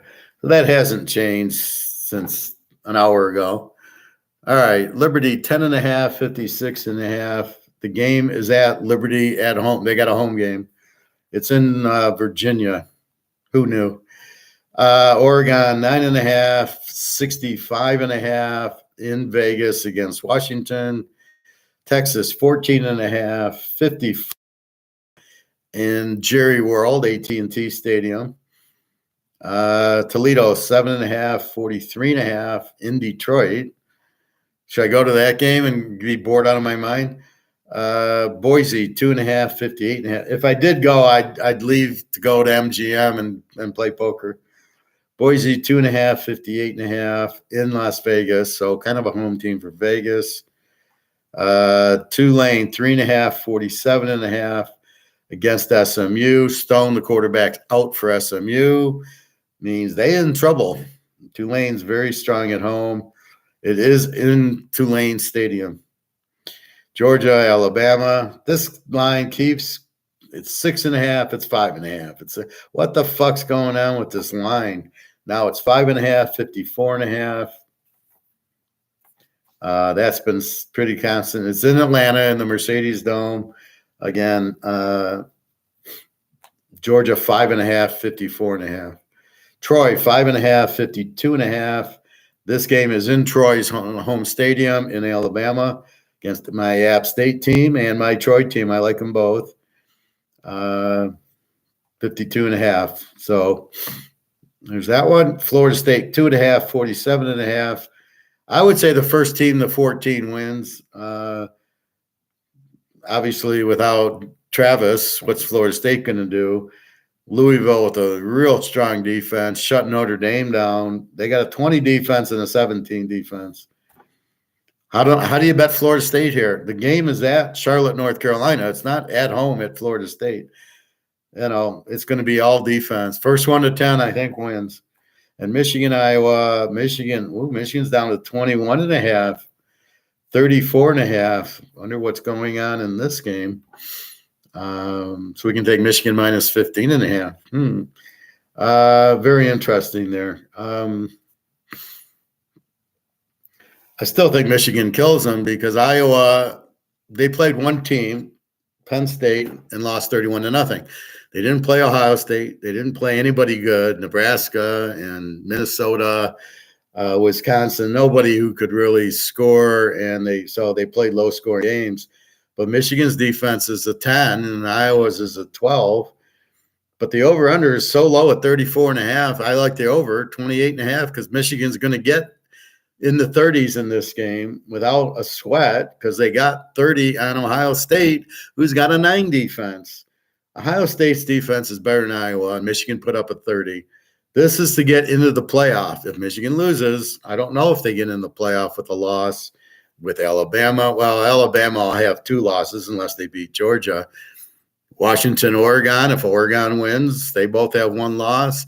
Texas, if they win, has 1 loss. Michigan can't afford to lose to Iowa and think they're going to get in the playoffs. So they're going to pound it and score big. And like I said, you put up 30 on Ohio State, you're putting up 30 on Iowa. But the thing is, it's such a low over-under. This over-under should be 45, not 34. Maybe 42. That's it. It should not be this low. This is a gift. Bobby Bowe, yeah. Jordan loves a joke. Yep. Maybe Green Bay can fire Matt LaFleur and Love and bring in Prime along with his son, so he makes sure he starts there. That's a very good thing. Or, well, Carolina's got an opening, so Prime can go there and get rid of Young and bring in his son. San Diego, they could trade Herbert and draft Prime Jr. Oakland, they need a coach. They need a quarterback. Maybe he goes to Oakland. That would be good for Prime. That would work out just fine. So that's your latest lines. We'll go over this tomorrow. We got New Mexico State Liberty and Oregon Washington tomorrow are those games. The rest are Saturday. We've got the tonight game Dallas, so probably taking Dallas 8.5 down to 2.5. We could go over 41. Micah Parsons is probable, so we've really got to see. We got to, because Dallas is scoring 25, 30 points a game. So Dallas is going to get you 30. What is Seattle going to do? And if you think 10 and you don't think they'll go over 41, then you take Dallas. Otherwise, it's an over game. So still thinking about that. So that is that. I wanted to show some stoic stuff for Bobby Bowe. I kind of waited for you, Bobby, on this.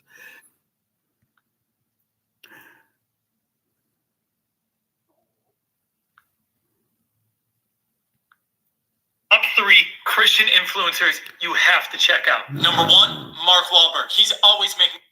Let's consider the example of Jack. All right, so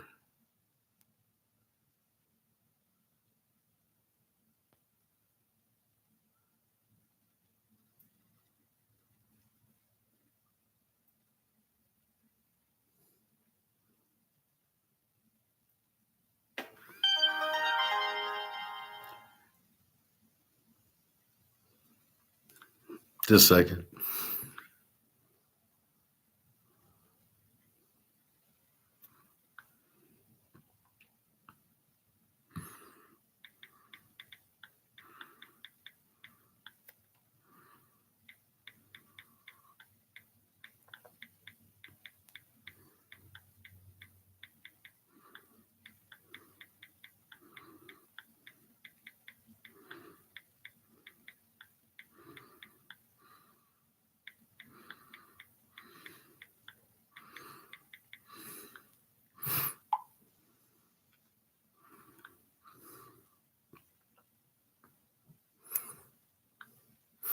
Daria liked the fact that I do Dosi Danya.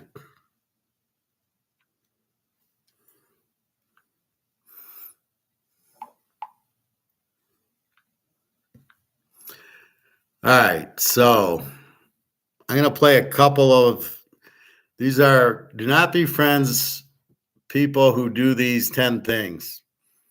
So we're stoics, right? And we think a certain way, and we got pride and character.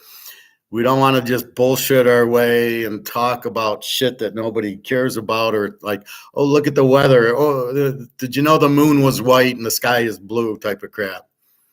Hey, Alex, did you see Van Dyke entered the transfer portal? I thought isn't he getting drafted? Where did he go?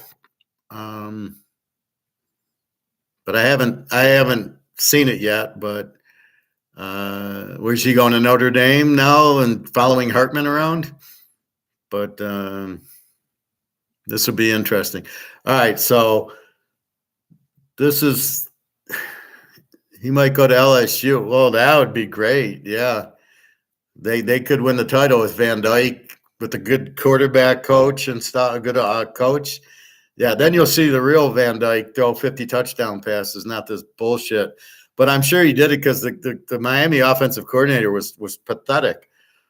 Oh, well, we should take a knee, but I'm too stupid to take a knee with 30 seconds left in the game. I'm going to run my halfback because we need the 3 yards, and then he can fumble. What a joke. All right, so this is called The Victim. So I'm not going to play all 10. There's a couple. I want to play this and the vampire one. So this is Stoic, The Victim, and here we go. To put the opponent's king in checkmate. You strategically make your moves. Let me get to the beginning.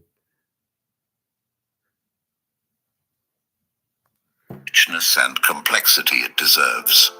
The fifth type of person to avoid is the victim.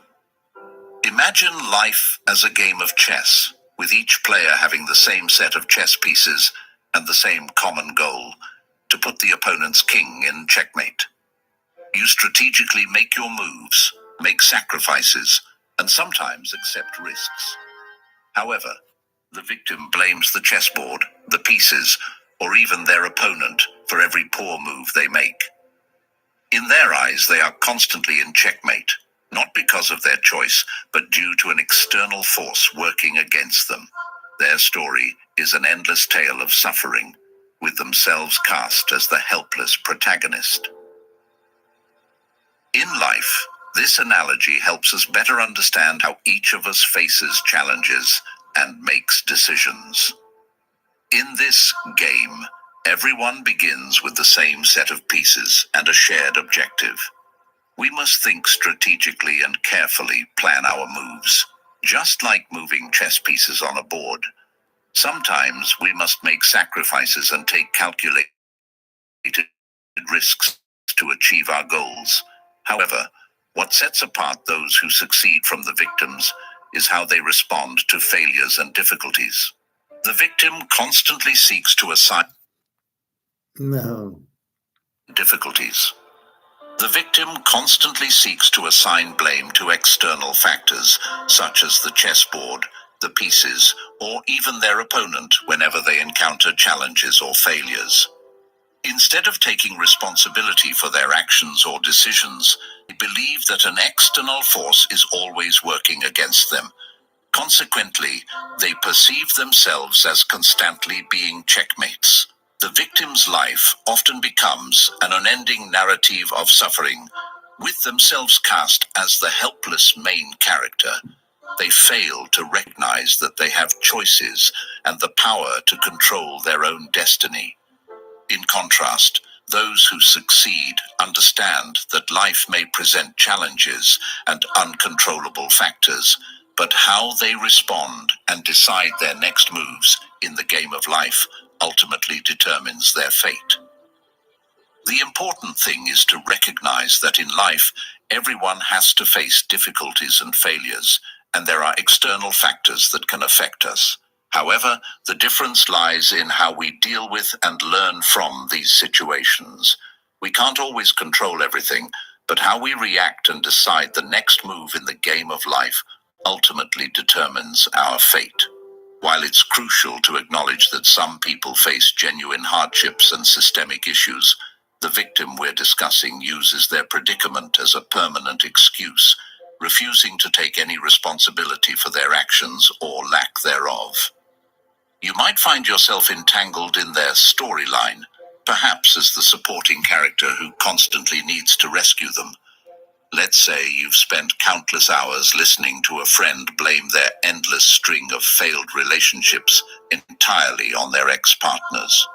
Not only does this consume your time, but it can also subtly encourage you to adopt a similar victim mindset in your own life. So what's your move when dealing with a victim? especially when they might be someone close to you.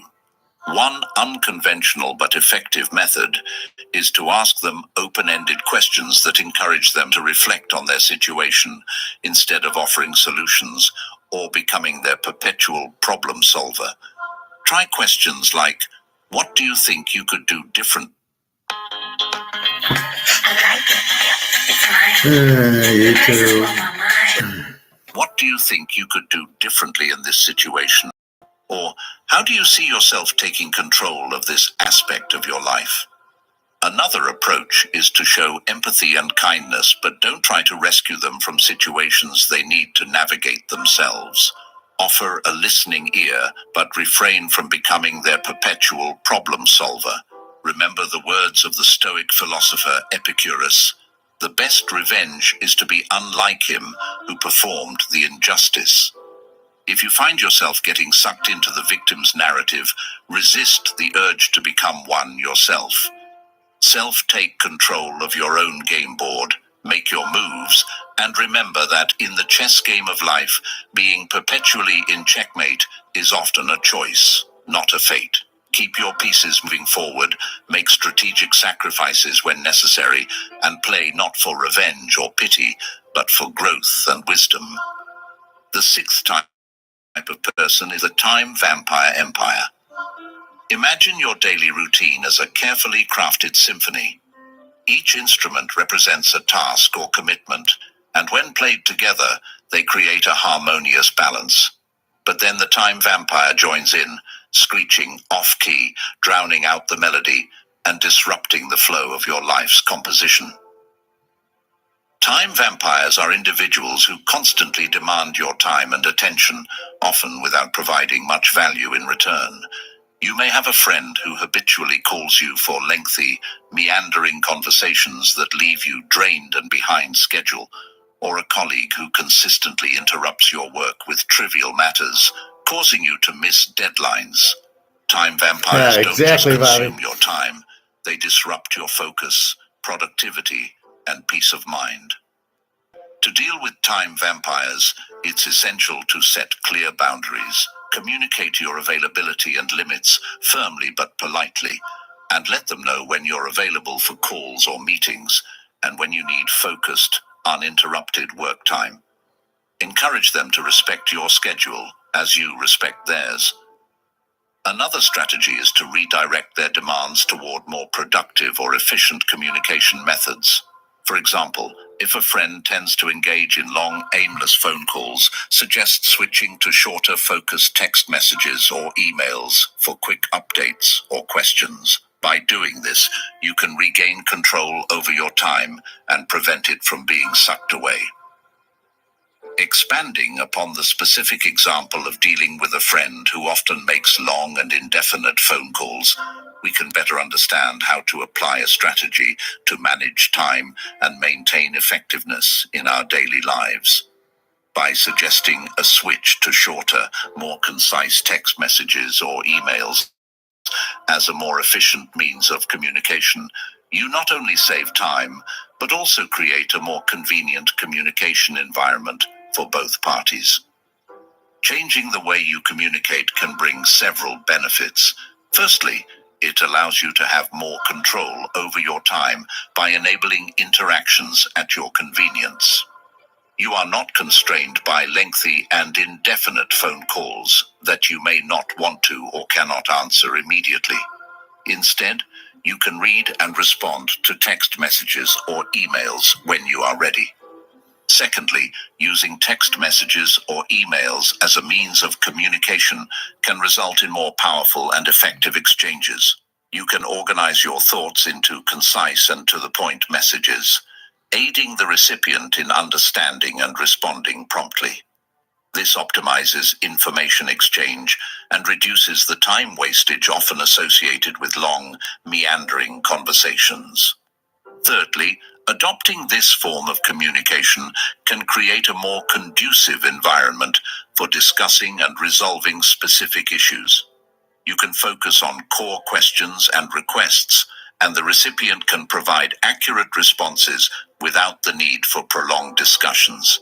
This helps maximize the time of both parties and ensures that tasks are carried out more efficiently.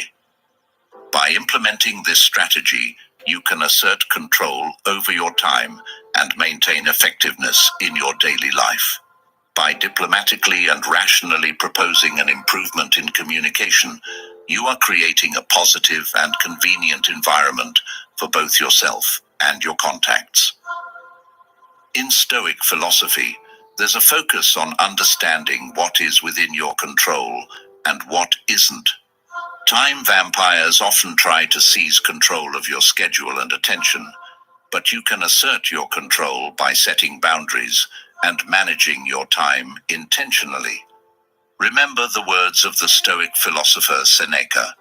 It is not that we have a short space of time, but that we waste much of it associating with people who uplift you and align with Stoic principles is crucial for your progress in Stoic philosophy and personal growth. The seventh type of person to avoid is the manipulator. We'll get into that later on. So I just wanted to share those two with you. They're very good. I like the chess analogy. It gets your attention and it makes perfect sense. And that's what's so good about it. But then you realize, Greg and John, he still doesn't get it, Bobby. He's the wolf, not the vampire. He's still vampiring us. He wants to be funny, but he doesn't get he's a vampire. So that's the problem with it. And that's mostly who we blocked on here or hidden is the Canadian guy and Phil who would just wander off topic. And then there's only so much time. And then I lose my concentration. And that's the problem with it. That's not the point of the class, is for me to lose the concentration. So anyway, very good video. It's do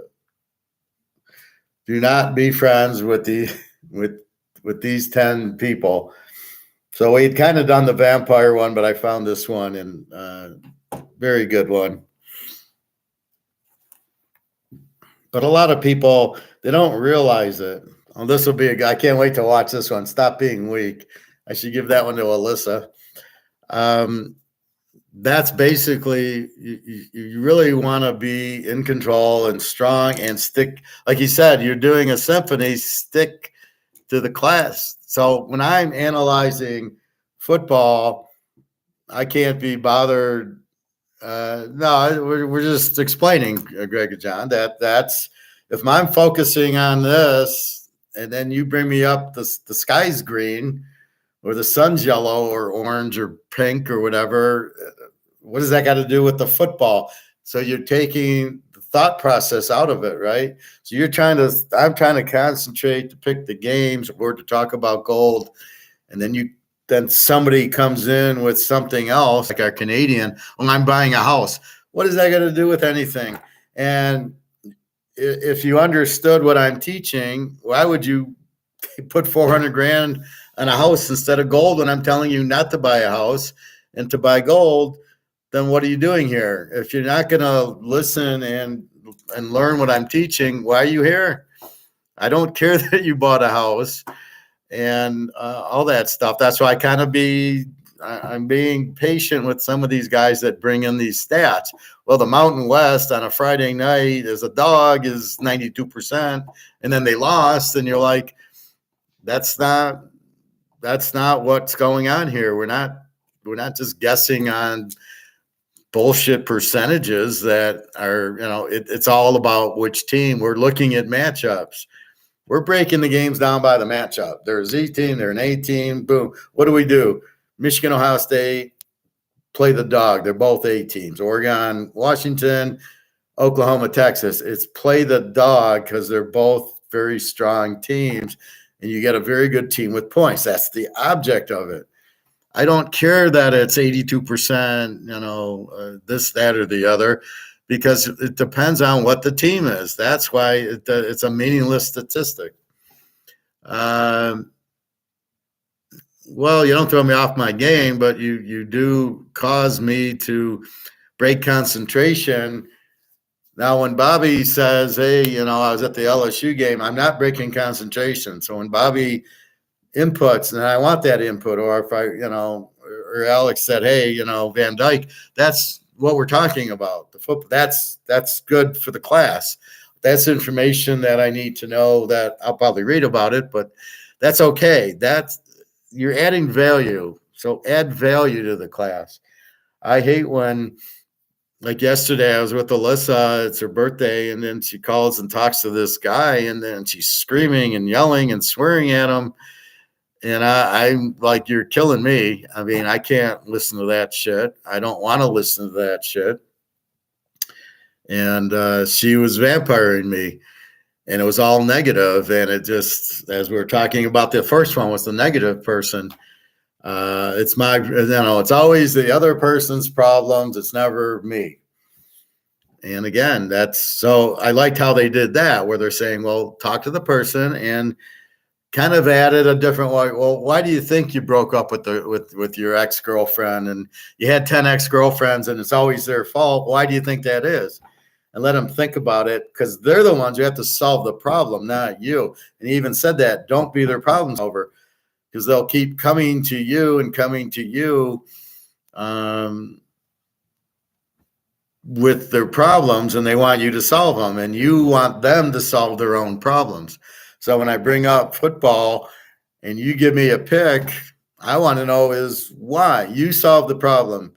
You want to come up and bet tonight's game, and I don't know, Dallas or the over, and you come up with Seattle. Okay, I want to know is solve the problem. Why do you like Seattle? Now, if you can bring that to class, I'll listen to it. But after I look at it, there's very little you're going to add that I've analyzed that's gonna be meaningful, because I've been doing this since the 70s, and there's very little that I don't know. And the way I'm a stoic INFJ and been doing this and very analytical type of person, there's not a whole lot I haven't seen. And I know, there was a guy earlier in the year saying, oh, I'm doing these analytics or algorithms or whatever the fuck he was doing, and look at, they picked the games and look how they did. So there was a good week. It happened to fit. And I told him you can't do it because there's too many variables in there. How do you handle the backup quarterback? How do you handle the back against the wall game? How do you handle this, that, and the other? The London game, the time change game. I mean, there's so many different variables. How do you handle it? And that's what you can't do in the formula. So I already know that. I don't need that. But that's what I do. But yeah, if I'm talking about X, don't bring in Y. Just listen and bring in X if there's, like Alex did. It's Van Dyke. That's fine. That adds value to the class. So keep it there. Next thing I want to show you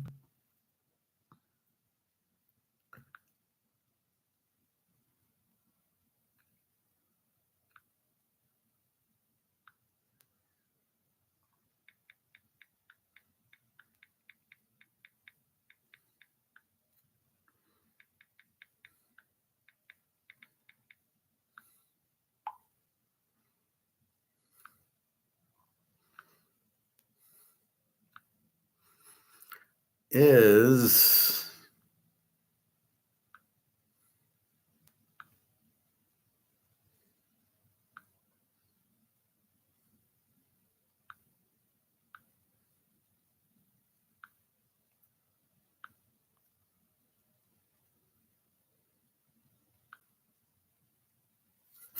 now, what do we talk about?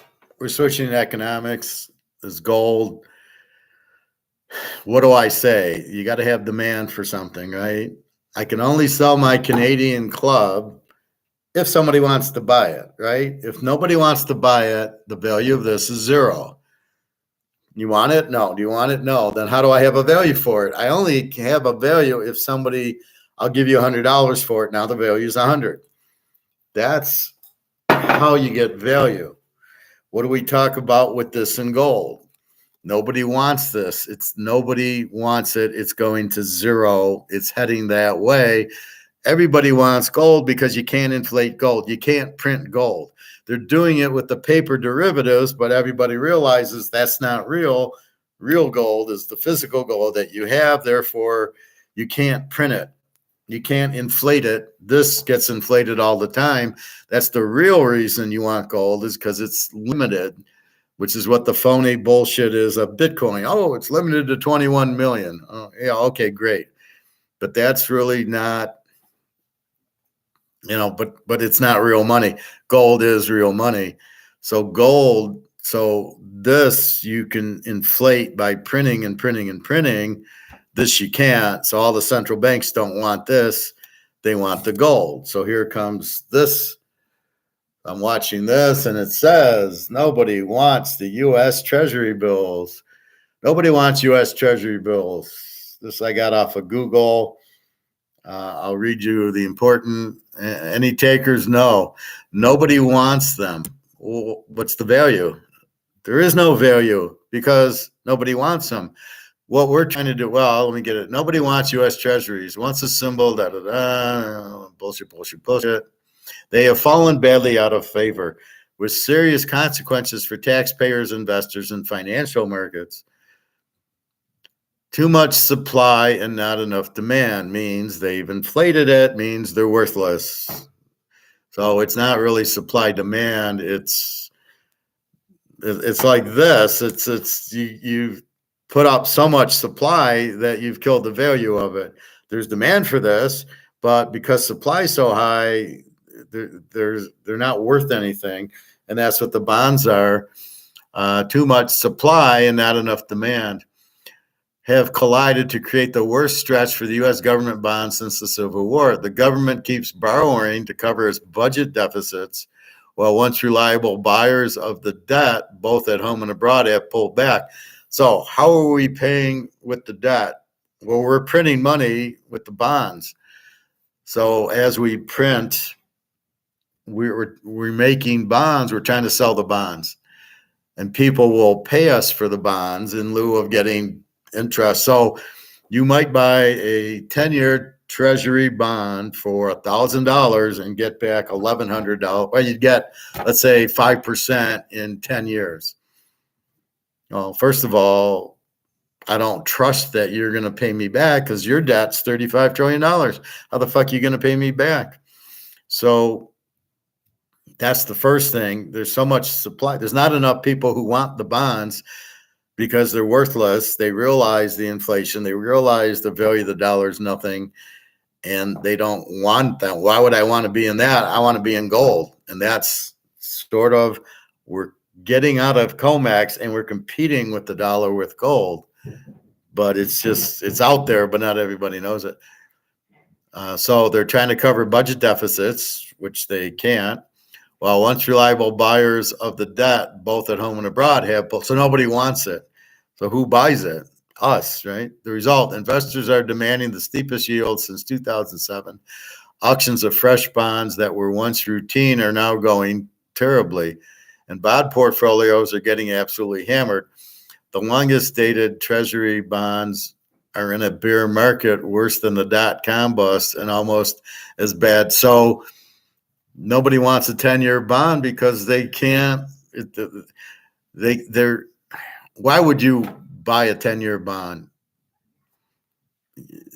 Aren't you worried you're going to get paid back by the $35 trillion in debt? You think you're going to get paid back, not the other $35 trillion?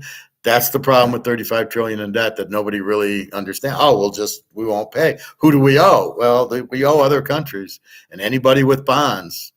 And they're selling the bonds because they need money, because they know they can't just keep printing, which is what they'll do. So what'll happen is the Fed will buy the bonds by printing money. So they print all this money to buy the bonds, more inflation. The government is borrowing more than expected, increasing the supply of treasuries and dinging their value. The more you print, the less they're worth. Meanwhile, the Federal Reserve is selling down its own holdings, dumping yet more bonds into a market that doesn't really want them. The end is near, people. There's just a lot less demand than there was even 6 months ago. That's because of the inflation. They're not worth anything. The dollars aren't worth anything. Why would anybody want it? They're all running to gold, but they're just not reporting that. I will read those in a second. There's just a lot less demand than there was. Okay, yeah. You can buy a 6-month T-bill that's yielding 5%. Why would you buy that instead of a long bond yielding 4 3/4? So it's an inverted yield curve, which means you get a better interest rate for 1 year than you do for 5 years. So why would you buy a 5-year bond to get 4% when you can buy a 1-year bond and get 5%? Because the 4% aren't even accurate because nobody wants them. There's no demand for them. So that's why the price is low. Already 2.5% of the U.S. economic output is going to service its existing debts, a number that some analysts expect to hit 4% by 2030. There won't be dollars by 2030. See, this is where I wait a minute, they're not going to be around. It's going to be zero very soon. Already running huge deficits, the only way for Treasury to pay the interest, along with ambitious spending programs like the CHIPS Act and student loan forgiveness, is to keep borrowing. But to do that, they have to keep printing, and nobody wants the dollar. Now we get into a situation where this is worthless because nobody wants it. So nobody wants the dollar because it's worthless. This is really the ship hitting the iceberg and the water coming in. Fiscal drear. China and Japan, once reliable buyers of the treasuries, have been selling them to prop up their weakening currency because they're printing their dollars and inflating them to zero. A decade ago, they held more than 22% of the U.S. government bonds. Today, it's 7%. So they don't hold too many. They don't want too many. They're realizing they're worthless. Russia already knew they're worthless. The Ukraine war has dampened demand among Eastern European buyers. Well, Russia basically said the U.S. Increasing U.S. oil production means fewer petrodollars. Increasing U.S. oil production. I don't get this. Means fewer petrodollars in the Middle East to be reinvested through the Treasury market. No, it's not increasing U.S. oil production. They're settling the oil not in dollars, but in yuan and rubles and gold. I don't know what that means, increasing U.S. oil production. U.S. banks, too, are stepping back. During the pandemic, well, that was a couple of years ago already.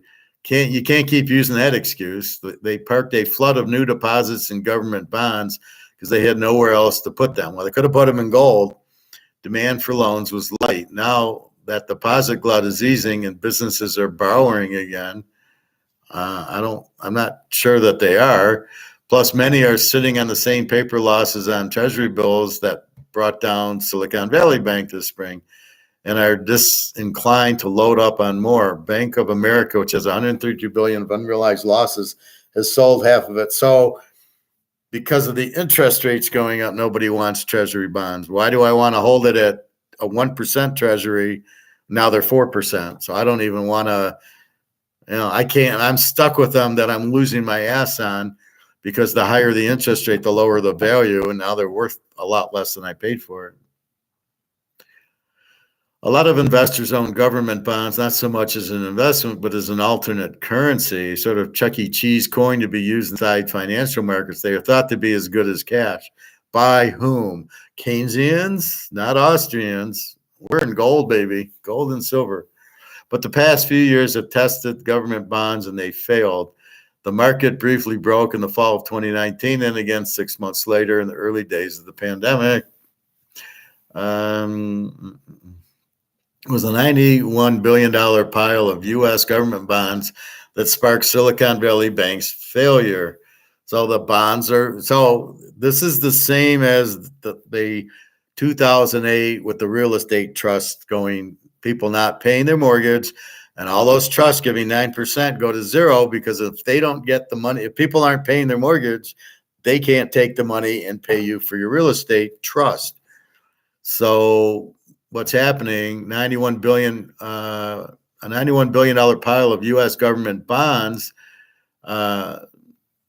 big banks took the regional bank crisis as proof that not only were treasury bonds not making them any money, they weren't even making them safe. Why would you go into bonds and still be in dollars when you can be in gold? Right? This is my argument from day one. This is the Titanic. This is sinking. This is going to zero. Why in God's name would you want to be in dollars? Why would you buy treasuries? These are people that are idiots that don't understand gold. They don't understand paper gold. They don't understand the derivatives are making it look like there's more gold than there are, lowering the price when that's all a lie. You can't have paper gold. You can only have physical gold. Therefore, it doesn't matter. So it's really just, this is what you're dealing with, is a bunch of idiots. Bobby Bow to the coin store. See, Greg and John, Bobby asked a good, we're talking gold now. He brings up a gold question. So he's not vampiring me. He's adding value with a good question. I'll probably go, tomorrow I got rent. I got to go to the bank and make sure I've got enough money for rent. So I get paid in the middle of the month, Social Security, but then it's like Thanksgiving, and then I had to give Jenna some money and Darius some money. So by the end of it, I don't have enough of the $2,400 to cover rent. I got to see what I have. So I got to move some money into the bank to make sure I got the rent covered. If I go, I might buy some more silver because I gave out a little bit of silver. So I might buy another 20 ouncer, but I don't think I'll buy gold, but maybe silver. It's still so damn cheap. I'll probably buy another 20. But I got 600 ounces of it. I'm at the point where like, I don't, what good's another 20 out? Well, yeah, I can probably buy, maybe I'll do that. I haven't bought silver in a while, but I got so much of it. It's just like, I want more gold, but I probably will. Like electric cars are like 100K. Bobby Bo, yo, I love coins. See, Greg and John, there you go. Bobby Bo, yo, I love coins. You're not talking to Bobby Bo. You're talking to me. Bobby's a student and you're a student. But when you write that down, I'm the one reading it. So you're throwing me off putting the Bobby Bo in. Bobby Bo doesn't need his ass kissed. So please don't kiss his ass.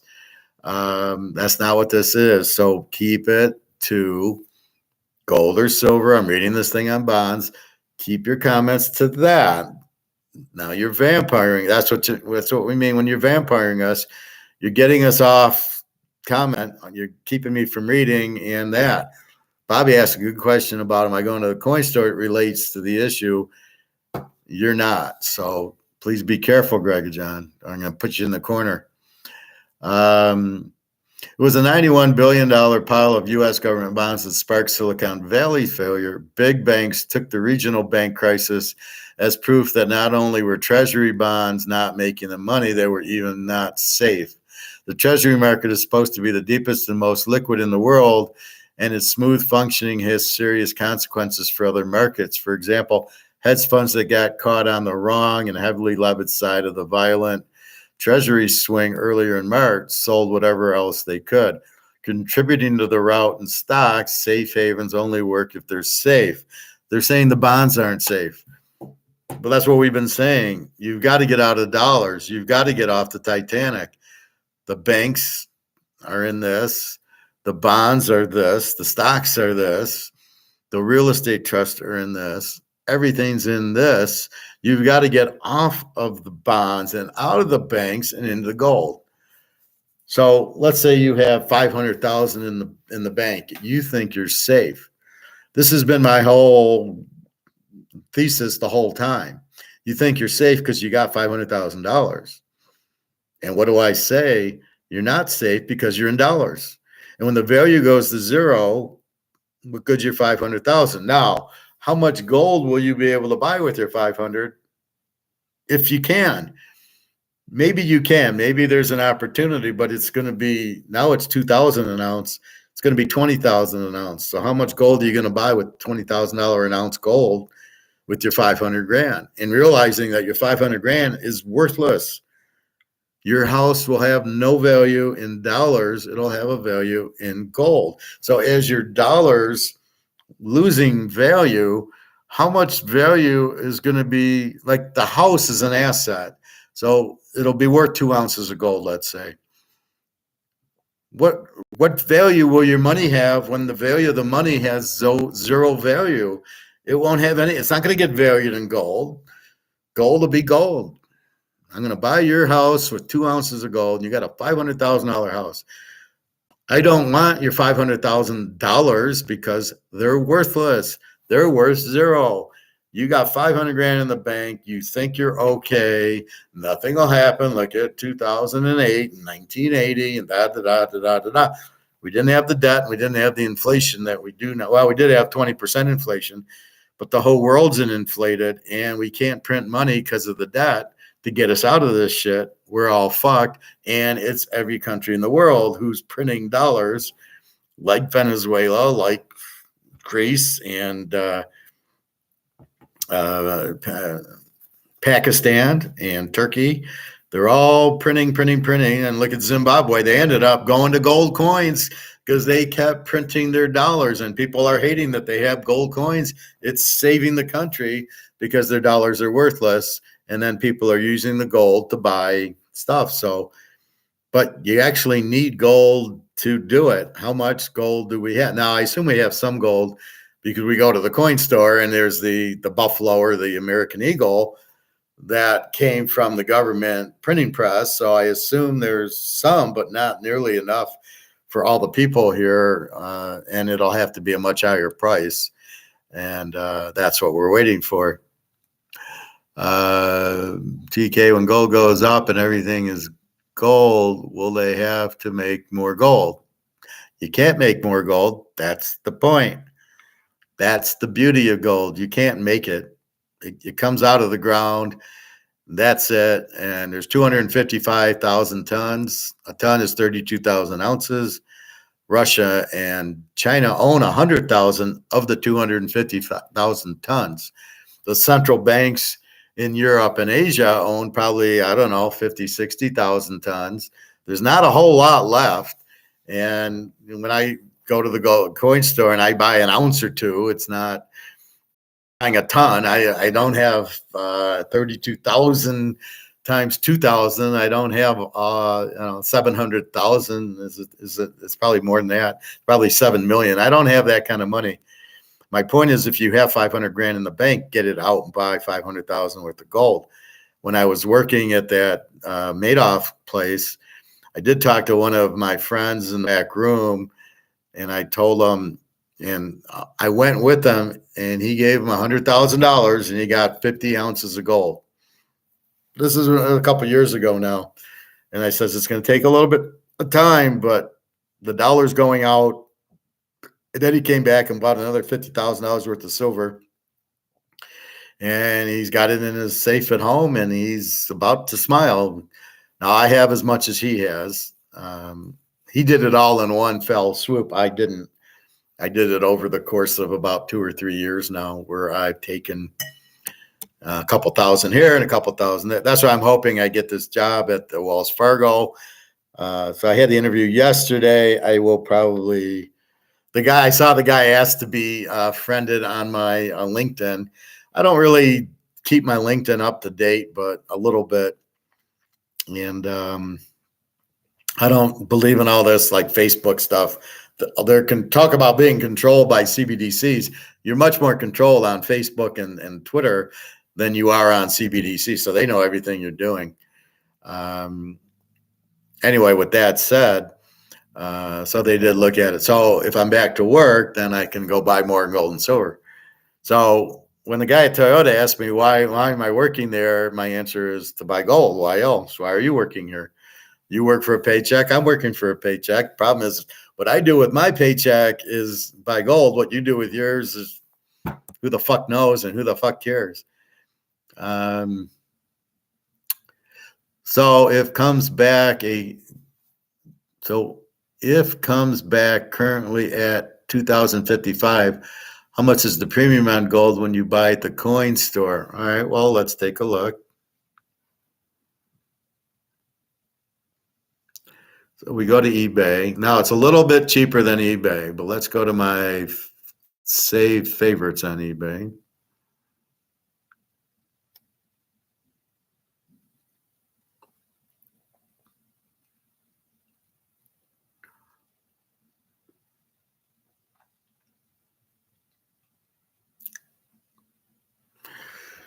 All right, so this is what eBay is right now. $21.56 for that, $21.36 Cougaran, and $21.36 for the Maple Leaf. So that's probably what you're looking at less. This is because they have to pay the commission on the auction, right? So if I'm selling and I ask for $21.56, I probably have to pay a couple percentage. So let's say it's 10%. So I lose $200. No, I lose $21. I can't lose 200, then it wouldn't be worth it. But so let's say it cost me $50 in commission. So it's about 2,100. If I go to the store, he's like 100 over. He's probably 100 over spot, and the spot is. So the spot's 20. No, that's an old spot. The new spot is 2036 is the new spot. So it'd be probably 2136 is probably what he's selling them for. To me, it doesn't matter. The goal is to buy the gold. I don't really care. Look at silver now, 25.29. Here we go with silver. So once that starts breaking 30 and 35, people will realize it has a value. So in a sense, what you realize is the Titanic hit the iceberg. It's when you see the water running into the ship, do you realize and put two and two together, me and you run to the lifeboat as soon as we see the iceberg hit, which is what we're doing now. People don't put two and two together until they see the water in the hallway up to their waist, realizing, oh, fuck, now it's going to sink. So now they realize, they see the water, it's going to sink, and now all the cattle go onto the lifeboats because they all realize the boat's sinking. We've already realized that, so we're already in the lifeboat, and that's what I'm saying. And so to me, I just want to be in the boat. So I want to buy more gold and silver because I don't know how much I need and how much I have. And I got Daria and I got Jenna and their kids, and I got to make sure they're taken care of. And but it'll be worth a ton. And so I don't know how much. So Luke asked me how much. It's as much as you can get. If you can buy 60 ounces, buy 60. If you can buy 80, buy 80. If you can buy a ton, buy a ton. Get 32,000 ounces if you can. I would have. When I saw it before, I was buying a little, and it was okay until Biden came in and started printing. And when he put $10 trillion out there on all these stupid things he was doing, is when I pulled the bank and said, gold. I remember walking into the gold store when I as soon as Biden got in, and I had bought a little, but as soon as he got in, I took 50,000 out of my bank account and walked to the coin store in Ann Arbor and said, fill it up and just, here's 50, give me what I can get. I got 25 or whatever. But then I really knew. Before, you weren't really sure, and you don't get the news on it. So you really got to be intuitive. And again, stoic in the fact you need to ask the question, why is gold so cheap? What is COMEX? That's the stoic way, is you're asking, because you want to learn, you're asking questions of things that something doesn't make sense here. Why is silver so cheap? Because it's fixed. And then once you realize that, you start buying it knowing it's not $25. All right, let's see. Bobby, matter of fact, an ex-girlfriend from about 20 years ago just sent me a friend request. Not sure if I will accept, as although she was cool back then, she might have some vampire tendencies. these days on Facebook. That is, I hate those premiums. Well, the premiums are because COMEX. I'll answer the second question first. The COMEX, the dealers know the demand's higher than the price, but they can't fight.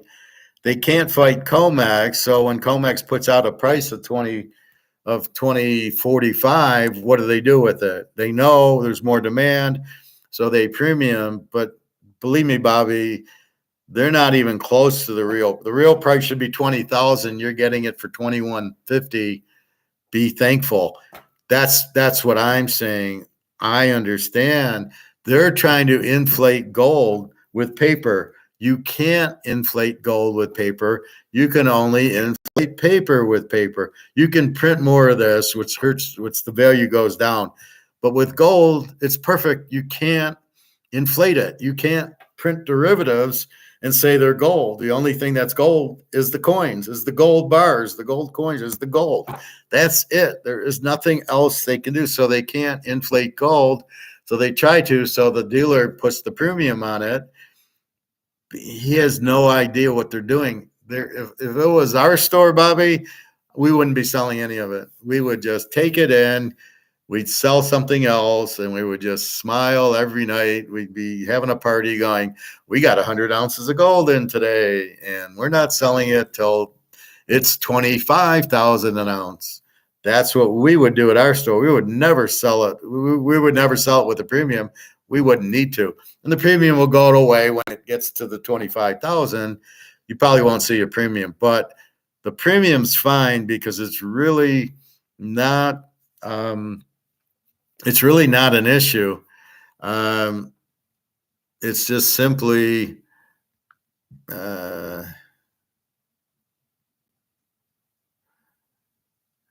whatever. It's really not, the premium isn't really the issue. So you're buying gold very cheap. Silver at 25 an ounce, Bobby, in your whole life is got to be the cheapest thing you've ever bought in your life. And it'll give you no risk because they can't print it. So that's why there's no risk. There's no inflation. You can't inflate it. You can't print it once you get it off the fucking COMEX. So you realize the COMEX is paper being printed.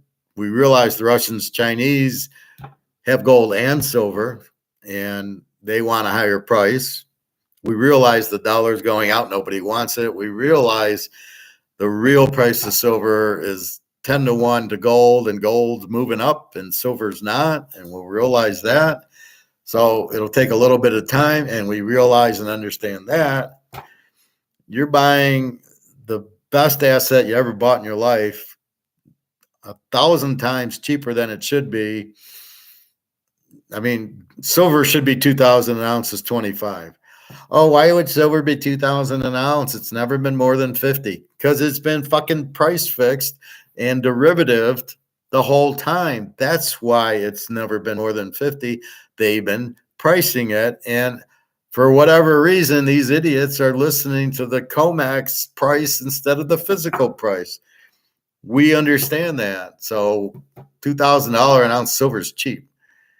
We can get it for $25. I walk out of that store. If I buy 10 ounces for $250, I walk out of the store going, let's see, 2,000. I bought 10 ounces. That'll be worth 20 grand until the dollar's not worth anything. And then my silver will be worth a ton. That's how I walk out of the store. I'm on cloud nine every time I buy from these idiots because I know what the real value is. So I'm excited when I give Jenna some, and when I meet Daria and give her some. I'm very excited by it, and that's I even gave Alyssa a few ounces just to shut her up. Like, oh, I need money. I'm like, I gave you money for your birthday. That's all you're getting. You're a fucking vampire. You're negative. You're dragging me down. You're fucked up my day. I don't want to listen to you anymore. Here's a few ounces of silver, but don't spend them because they're going to be worth 50 times more than what they're worth now. So just put them away, which she won't do. And I did tell her she smokes cigarettes, and I told her, why do you put poison in your body? Smoking cigarettes, you're actually inhaling poison. I go, what the fuck do you want to do that for?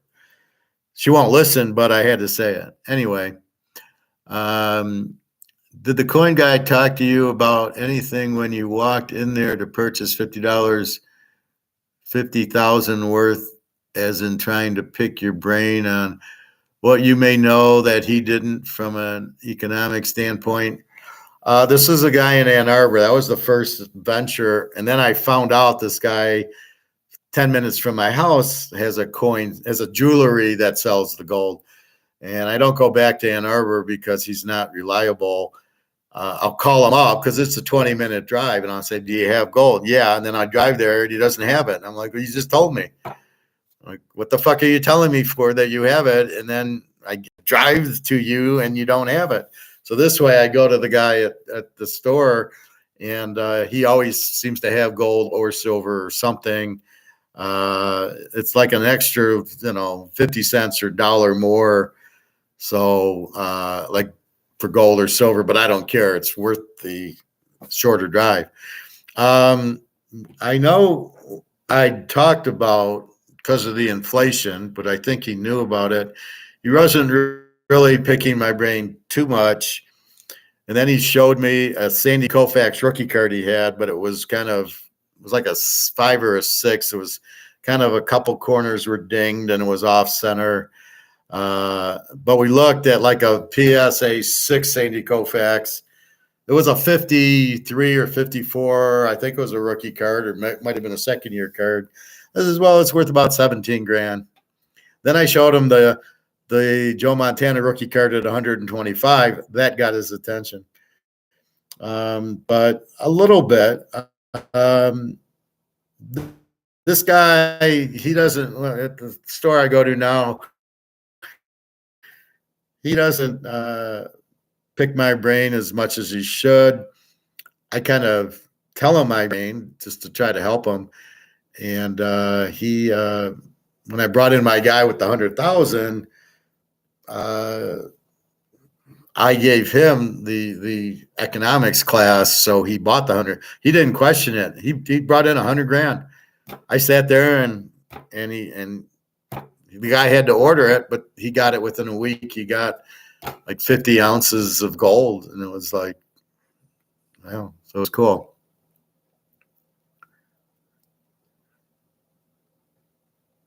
Well, I'll trade. I got to get my cards. The Montana Rice cards, I got to get graded to get a better value on it. Why do I? Even this Mahomes card, it's in mint condition at least. It's good, sharp. Nothing wrong with it. Should get a 10, but I won't sell it like this. Maybe I get 5 grand for it. If it's a 10, maybe I get 50,000 for it. Especially if I wait till he wins another Super Bowl, then that card really jumps up. Then the demand for Mahomes goes up even further, but I would want to get it graded because it makes a big difference. So once they're graded, I have some graded cards. I got an Orr graded, Nolan Ryan graded that are PSA. I had some Derek Jeters, but they weren't PSA, so I took them out of the container and I'll send them to PSA to get their Jeter rookie cards. And they were mint 9s. And I said, but they're not PSA. They're not going to get anything. So I got them out and I looked at the card and it looks like a 10 to me. So I'm going to get them regraded and see what they're worth. But it's a big difference getting PSA than KSA or Beckett or any of those. PSAs, people seem to, for some reason, take more into. Well, that's why I haven't traded in a lot of the cards, is because if I give him a PSA 10 Mickey Mantle 68, thing's worth $1 million. He gets it and he says, yeah, this is a 10. There ain't no fucking way I'm getting that card back. I'm going to get a PSA 8 and he's going to take the PSA 10. That's my problem. I would only get it graded if I'm sitting at the desk next to the guy where I can verify he's got gloves on and I'm getting my card back. That'd be the only way I'd get that card graded. I don't trust them.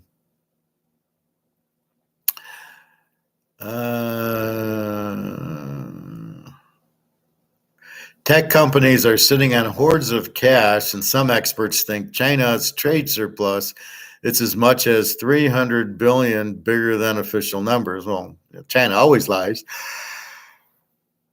They're clearly not reinvesting that in the German bond or the UK. Those are the German and UK bond market, because they're the same thing. They're printed to zero. The price swings don't reflect the broken market, but rather a debate over whether the Fed will hit its 2% inflation target or quit closer to 3%. Well, whoever just said that is an idiot.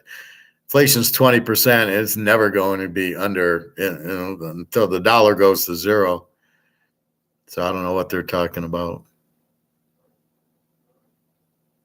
Then they get into another article on Winter Olympic.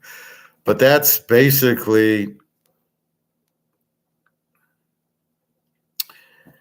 that's what I see. So it tells you there's no demand for the bonds, means nobody wants it. If nobody wants it, they're worth zero. That's the bottom line. That's what you take out of hearing something like that. Nobody wants it because it's not worth anything. If you got a Tom Brady card, everybody wants it. It's got a big value. That's my point. So you look at the value, but then it doesn't make sense that the gold value is nowhere near what it should be based on the people wanting it. Saying there's no demand for gold, or the gold price is going down because nobody wants to buy it, is just bullshit. Who's selling it? Nobody's selling it at these prices. So it's just simply, gold's going up because of gold would go up if you took the inflationary derivative, where they're saying there's 1 million ounces of gold, which is, there's only 250,000 tons. So if they print the derivative to lower the price, it's all fake. And that's what we understand. It's a bullshit price. So we're just waiting for the physical price. And as I said, Russia, China, and all the central banks want a higher gold price because they want a gold-backed currency, and they can't print enough at this price. So it's got to go 20, 30,000 an ounce. And then they have enough gold to cover all the dollars they need to print. Because theoretically, you're in Russia and you've got this, and it says 5 ounces of gold or $5 of gold. You go to the bank, I want my gold. Well, they've got to give it to you. So the gold has to have a high enough value that they don't need so much gold. That'll be the difference. Bobby, it's going to take gold to fly extremely high for the professor to sell the Bobby Bow card. Yeah, I'm waiting for 10,000 on that, Bobby. Is gold graded? I mean, are some gold coins in better shape than others? Does it matter? What we're doing, no, it doesn't matter. And no, we don't buy the graded. There are graded. Like I have a Mercury dime, or some of these older coins. It is a higher value, but for what we're doing, we just want to own gold. I don't want graded gold because I don't want to pay more for it. It's an ounce is an ounce. 1 ounce of gold is $25,000, and I pull out my gold Cougar iron, and it's 1 ounce. It's worth $25,000. It doesn't need to be graded because you're buying gold. You're buying an ounce of gold. Gold sold in ounces, so it does not need to be graded. And I would not recommend spending more for it because it's not going to be worth. You're not really going to get the value back. So let's say you see a nice gold coin. Well, right now it's $21.50 for a 1 ounce eagle, right? What is this graded coin going to be worth? Is it even an ounce? So you have some 1 ounce coin that's gold. Does it say gold on it? These double eagles don't say gold on it.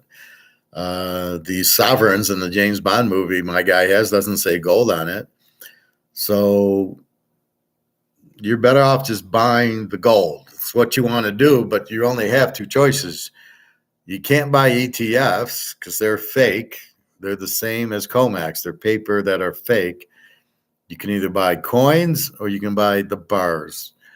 And I highly recommend the coins. They're much easier to walk around with than everything else.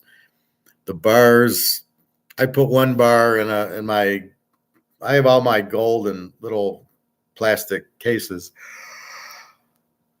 Well, it's like I have like the cards in a plastic case, right? So that's how I have my, only their coin cases. And that's what I have. And I have a bar in those, but again, the guy says don't take the bar out of the case; it loses its value. And I said I don't care. I want. It's a quarter-ounce bar because he didn't have any gold, but I wanted to buy more gold. So it's a quarter-ounce bar. I'm not worried about it at all. Condition is not an issue. Maybe if it's really, really scratched, it might not be worth as much, but I don't know why not. I mean, if I'm buying an ounce of gold, like the maple leaf scratch, so he said somebody came in with maple leafs and they sold them without the premium. They bought it from the guy under premium and sold it at premium. Now, I'm not sure I would not have bought it at premium because even though it's scratched, as long as it's an ounce of gold, do I give a fuck? This is not about condition. This is about an ounce of gold. So I might have bought it without the premium. When it's 30,000 an ounce, do I give a fuck? Is it's maybe I get 29,000 for it? I don't know, but that's the thing. So you don't want the ETFs or the stocks. You just want the coins. Really, I would get the coins over the bars.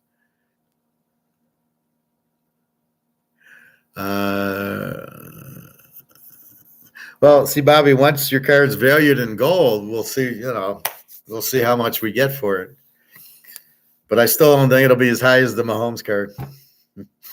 I don't know why, but maybe not. We'll have to see how Jalen Daniels does in the pros, the LSU quarterback. He's much quicker than Lamar, and he's got a much better arm than Lamar. I mean, this is what they were hoping for with Lamar. But, I could see he's like Jalen Hurts, but he can throw. He's got a lot of good moves on him. Milrose has the moves, but he doesn't have the arm.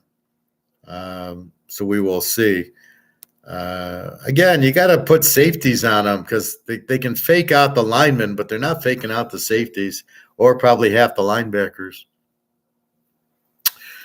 But, I mean, that's kind of what it is. And what time's that game tonight? 8:30, I think.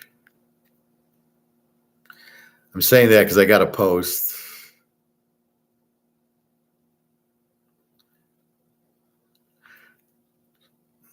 So I do have those specials going. Again, if you want all the college through the bowls, the game's at 8:15. Okay.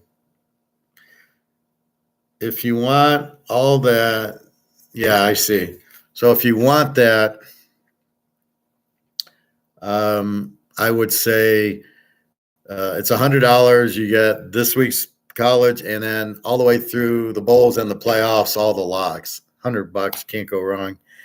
If you want all my picks, which are normally like $750 for the year, but as we've got less weeks left, you can have all the college and then all the pro through the playoffs, through the Super Bowl, all the locks.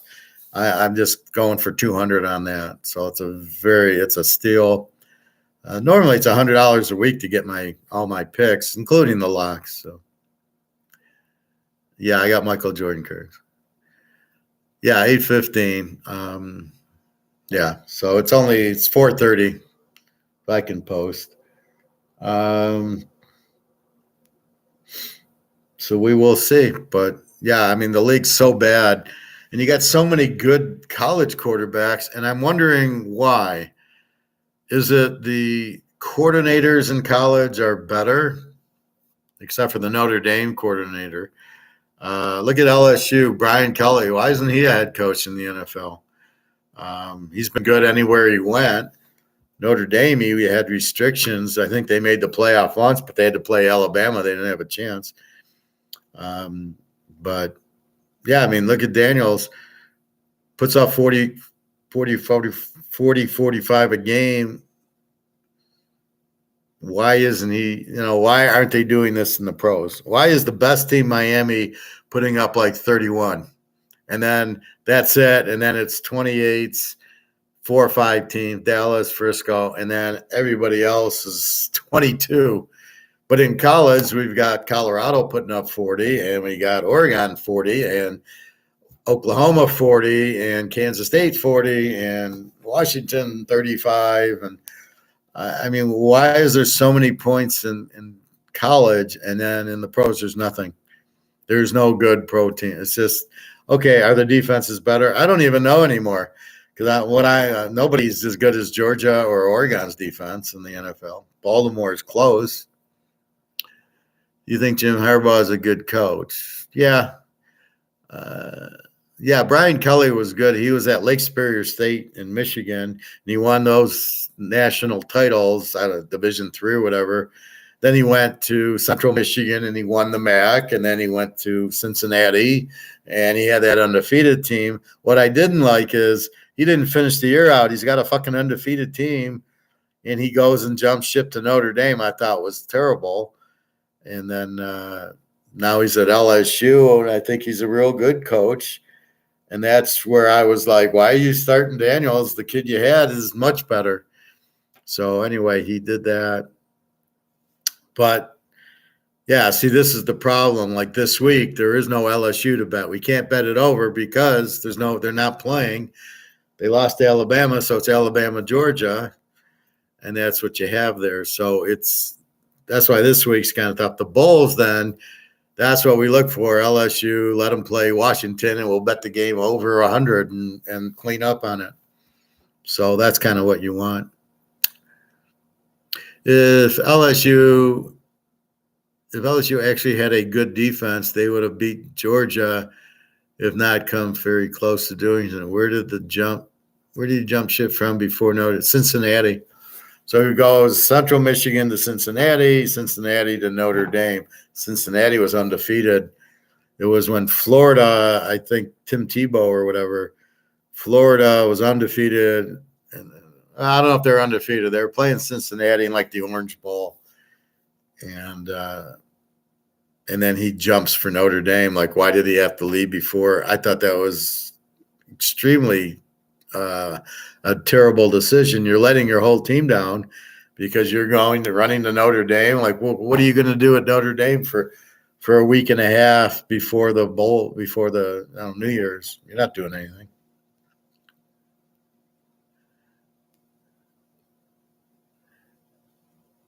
It's probably a little after 2011, but yeah. Do I think having 1 foot catches makes a difference in the point? No, I don't think so. So he's definitely worked his way up to the big. Well, I thought he got up to the big time going to Notre Dame.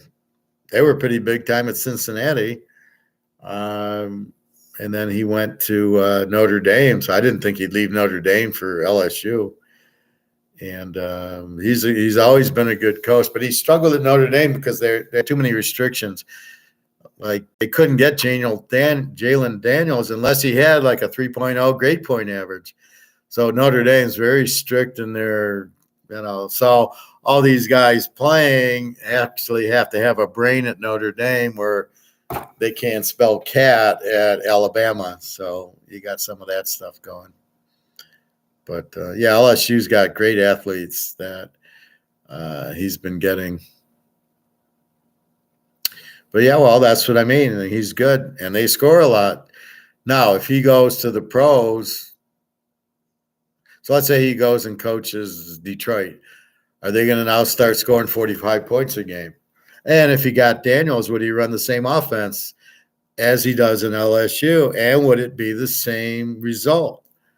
That's what I want to see, right? All these offensive coordinators are freaking idiots in the NFL, except for maybe Andy Reid and, the guy at the Rams, the guy at the Niners. So you have a few, but most of these guys are idiots, and they all run the same offense with the stupid wide receiver screen on 4th and 2 that never makes it because they see the formation and know exactly what they're going to run. So yeah, I'd be curious if he get, well, look at prime time. So let's say he goes to Oakland and he drafts his kid. Are they going to now score 35 a game like they did at Colorado? For some reason, they'll get 17 because, I don't know why, but it's, I got like the Z teams, like let's say Carolina. Carolina averages 15 points a game. So Young at Alabama averages in the 30s, and here he's 15 a game. Why is that? Bad coaching. He doesn't have receivers. How can he not have receivers? This is the pros. How hard is it to draft receivers out of college? They're all over the place. The offensive line. Is it the coaching? Yeah, it's the coaching. It's the play calling.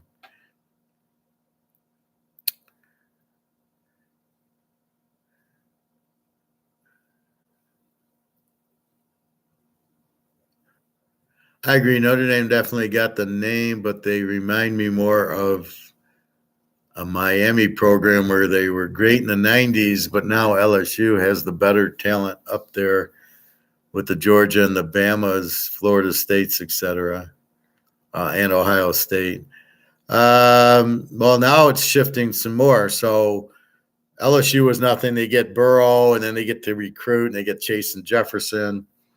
They're very strong. Alabama's slipping. They're not getting – this quarterback's not really that good. Now you see Oregon and Washington getting better because they got better coaches. Georgia came out of nowhere, and now they could beat most of the pro teams by 2 touchdowns. Missouri had a really good year. So it all is the coach. You get the coach, you get the players. I don't understand this NIL. Somebody wants to pay $1 million to Cameron Ward. That's unbelievable. I can't believe that. First of all, why is it $1 million? And secondly, how is it even legal? These kids are in school. I thought NIL was a likeness. So if I sell your jersey, you get $5 from the jersey sale. What are they giving them, $1 million salary? And where are you getting that money from? The revenue from the football games? I don't think they want to give up that money to a quarterback, and he's not worth it. Ward's not very good. So I was very surprised when I heard that these NILs pay $1 million. Like, you got to be kidding me. That's ridiculous. It's like LSU and Clemson flip every couple of years.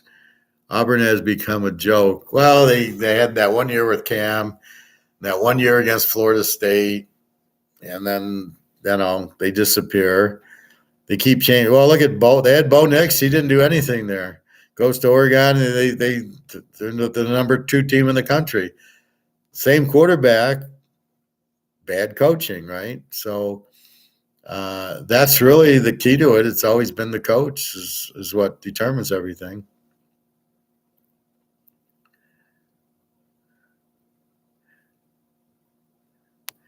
Your old friend won a lottery, $1 million.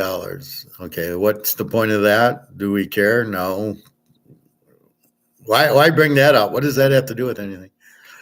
Craig, you tell your friend to buy silver and gold with now if you told me he won the lottery, got $1 million, got all the money up front, and then went and bought gold and silver, then that would be good for the class. The fact he got $1 million in a lottery, I don't care. What is the point of that for the class? You're not adding value. You're asking him, and I guarantee you he won't buy it on your ass. How do you present it? You need him to watch my videos that explain why. You're never going to talk him into it because he won't understand it, right? Why would he trust you? Why would he buy gold and silver? Why would I get out of money? He doesn't understand Titanic. So that's the problem. You have to explain it that they can't print gold and inflate it, but they are printing the dollar and it's going out. But people won't believe you anyway. So you really are wasting your breath because he's not going to understand why should I sell $1 million or whatever he's getting, hopefully lump sum. And don't make Bobby this mistake. Bobby should have got a lump sum contract where because all his money now is inflated, so he's getting a lot less than he should have been getting, and he needs all his money now to buy gold. He doesn't need money next year and the year after. He's better off getting the lumps, and that's what I did. So I worked at Canadian Club. I worked here, and I got a what do you call it? Pension. It was $300 a month, or I could get a lump sum, 25,000. What do you think I did? Damn right, I got the 25,000, and now I got 12 ounces of gold with the 25,000. That was in my IRA. Why get 300 a month? So next year, the 300 a month will be worth what, $50? And when the dollar goes out, what are they going to pay me?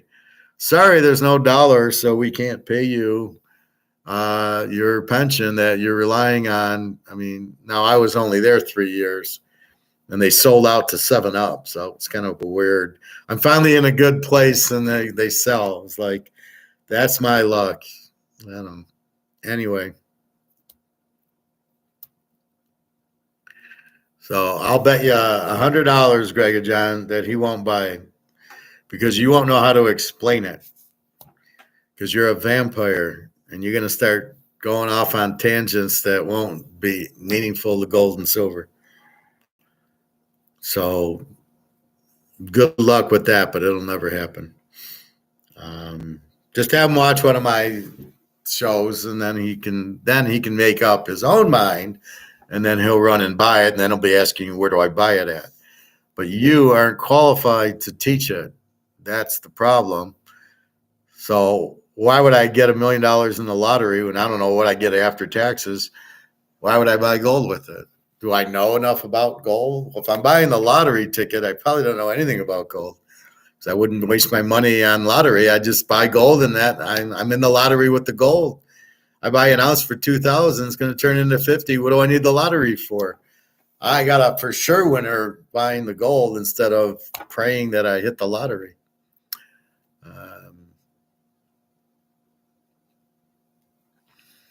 But that's the right idea, Bobby. Of course, you should buy gold and silver, but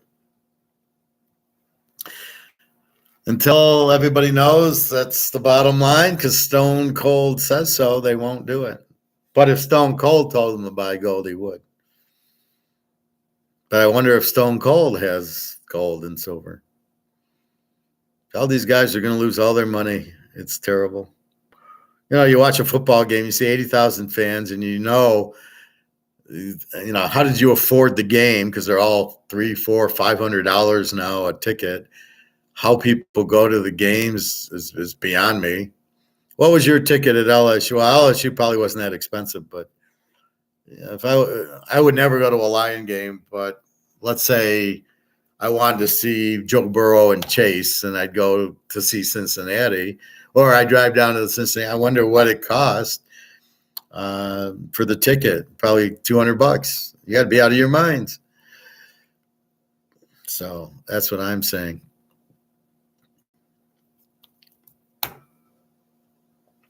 So anyway, it has demand for the T-bills because they're worthless. But the way the news shows it, it doesn't say they're worthless. You know how they kind of said, well, the interest rate isn't as strong as the short-term one, and the inflation rate, they're trying to get down to 2 or 3%, which is impossible, but they don't say that. So what do you get out of it? Well, they're trying to get the inflation rate back down to 2%. What? What are you, on drugs? What do you mean they're trying to get it? How the hell can they can't do that. They can't get it under 20%, so don't kid yourself. It was about $400 total with tax and all. Jesus Christ. For just one, or did you take one of your gals? $400 with tax. What, did you have to pay a license thingy also? Or did you buy it on like StubHub and you saw the price $400? And where was the ticket? Was it in the end zone, or were you at the 50-yard line? I'd hate to try to buy the Georgia Oregon championship game, it'll be $1,000 a ticket. I don't know who the fuck can afford it, right? And then they're going, as the dollar goes out, maybe by then they'll have to buy it with gold. So how much is it going to be in gold? So you spent $400 US with the tax for the ticket. Next year, it'll be a quarter ounce of gold will buy you the ticket. Quarter ounce of gold's about 600 now, 700. So, it'll probably be about a quarter ounce of gold. This is going to be insanity, repricing everything in gold. But that's what has to happen. You watch, it's coming from Russia. When the BRICS countries go gold back, what are you going to do in Russia? She wants to buy, coffee or chocolate.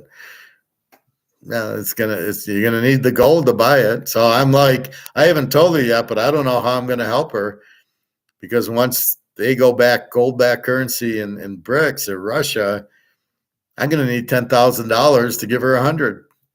Like I don't. Where am I gonna get $10,000 to help her? Here I give her 100. She gets 9,000 rubles, and it doesn't buy a whole lot, but at least it helps her. Or like her rent's $220. It's probably less than that, because that was at like 60 to 1 FX rate. Now it's like 90. So she probably only needs $180 now, but we'll keep it at 220. Like, I know what's going on, but I don't mind. But I don't know what I'm going to do once the dollar goes out and the ruples in gold, or before the dollar goes out and the ruples in gold. It's going to be reversed. It's going to be $1,000 is going to buy you one ruble.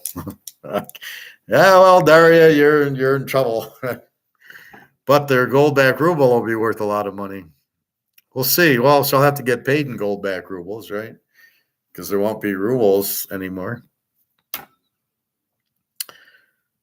Anyway, what else? So stoic and the gold and silver.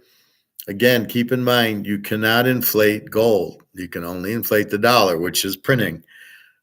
It's not even printing, it's making more of that. So you can't make more gold. It's just what comes out of the ground. That's it. You can run the printing presses. I can run the printing presses and print this, and I can run the printing presses and print that. Right? This I can print and print and print, and this I can print and print and print. But I can't run the printing presses here, because I'm saying I can only make 50. That's why we want it, and that's why it's worth a lot more, because it's numbered out of 50, and that's all they made. So if that's all they made, you're fine. I mean, I like this card. I mean, this is a Chris Carter rookie for 138.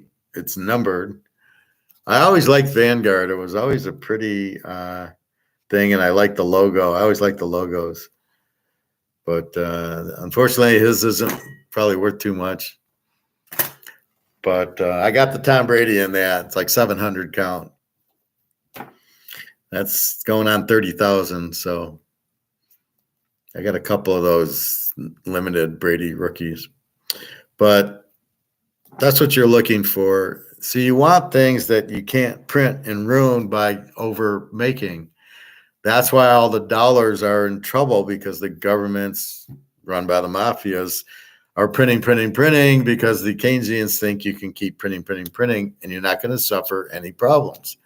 Just keep printing.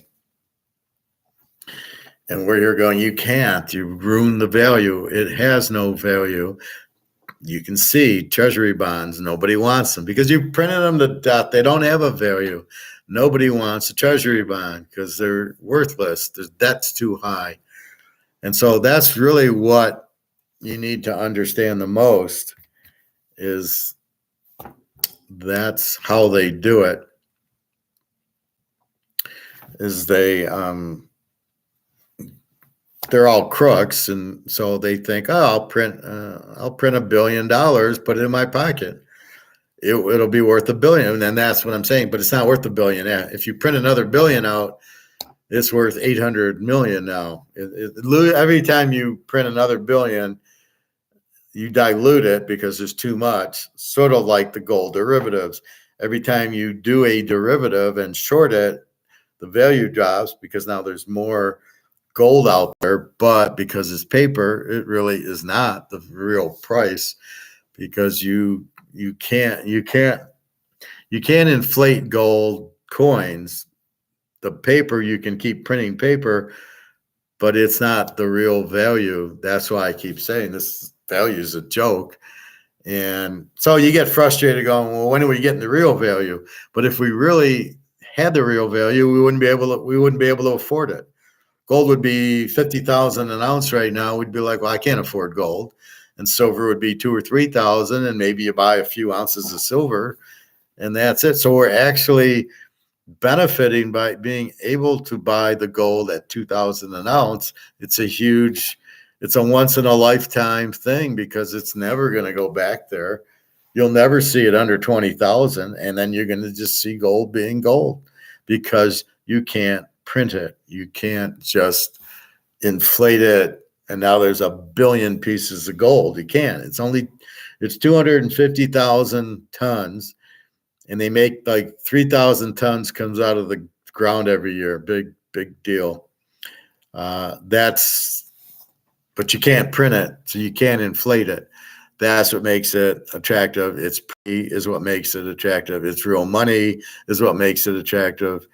And there's nothing you can do about it. You can't print it, so you can't make it go to zero. So that's really what you're looking at with the gold is it's beautiful. It's accepted. It really is money. It's the official money, really. And, and you can't inflate it. So it's beautiful, and you can't inflate it. It really shows you what you want to do. So anyway, that's why you want gold, because they can't inflate it, but it's never taught like that, right? I keep kind of stumbling into these things going, yeah, that's a good way to explain it. Just like the Titanic, you've got to get off the paper boat and onto the gold boat. And that's the best way I can explain it. We've hit the iceberg. The water's coming in. Me and Bobby are in the lifeboat, and everybody else is sitting there eating dinner on the boat as the water goes up and they're sinking. And you're like, oh shit, we better follow Howard and Bobby get off to the lifeboat and go to the gold boat sitting over there. But again, then you're going to have the panic, and that's really when the price is going to zoom, is when the panic hits. COMEX will blow up because they can't keep it at 2,000. They can do it now while everybody thinks the iceberg didn't cause any. The ship's unsinkable. I remember talking to my friend Cherie at Mercedes, and she said, and I'm bringing this up to her now. I know it's going. And she's like, oh, Howard, the dollar will never go out. It's been here for so many years. And I said, you watch it. It's going out. I guarantee that the dollar is going out because they're printing it. You can't print and nothing happens. But she's a smart girl. She was my controller, and she doesn't have a clue. How are you going to, so it's really hard if smart finance people don't have a clue. That's so how do you tell people? And you just don't tell them anymore. Like my friend Julie said, she said, fuck them, don't even bring it up, and then more gold for us. And I said, yeah, I think you're right, because it's really frustrating to try to tell people to buy it, and they don't want to listen to you because they're smarter than you are. And I guarantee you, Greg and John, whoever this guy is smarter than you, at least in his mind. And why would he listen to you? And that's the battle of the class here is coming up with ways to convince you. The best way to coach is by teaching, and the best way to teach is for you to figure it out. And I think I do a good job at getting you to figure out that, oh, fuck, yeah, they can't print it. Yeah, they're printing it out. Yeah, I should buy gold. I'm really telling you to, but I'm presenting it in a way that you're actually figuring it out going, yeah, I need gold and silver. That's the mark of a real good teacher. But I don't think Greg John's going to be able to teach his friend intelligently enough to get him to understand that he needs to buy gold and silver. So it's got to come from him, right? I got my friend Scott in Orlando, Florida, works for the DOD, and I tell him to buy gold and he doesn't buy it. And I'm just shaking my head going, I don't know what I got to tell this guy to buy gold.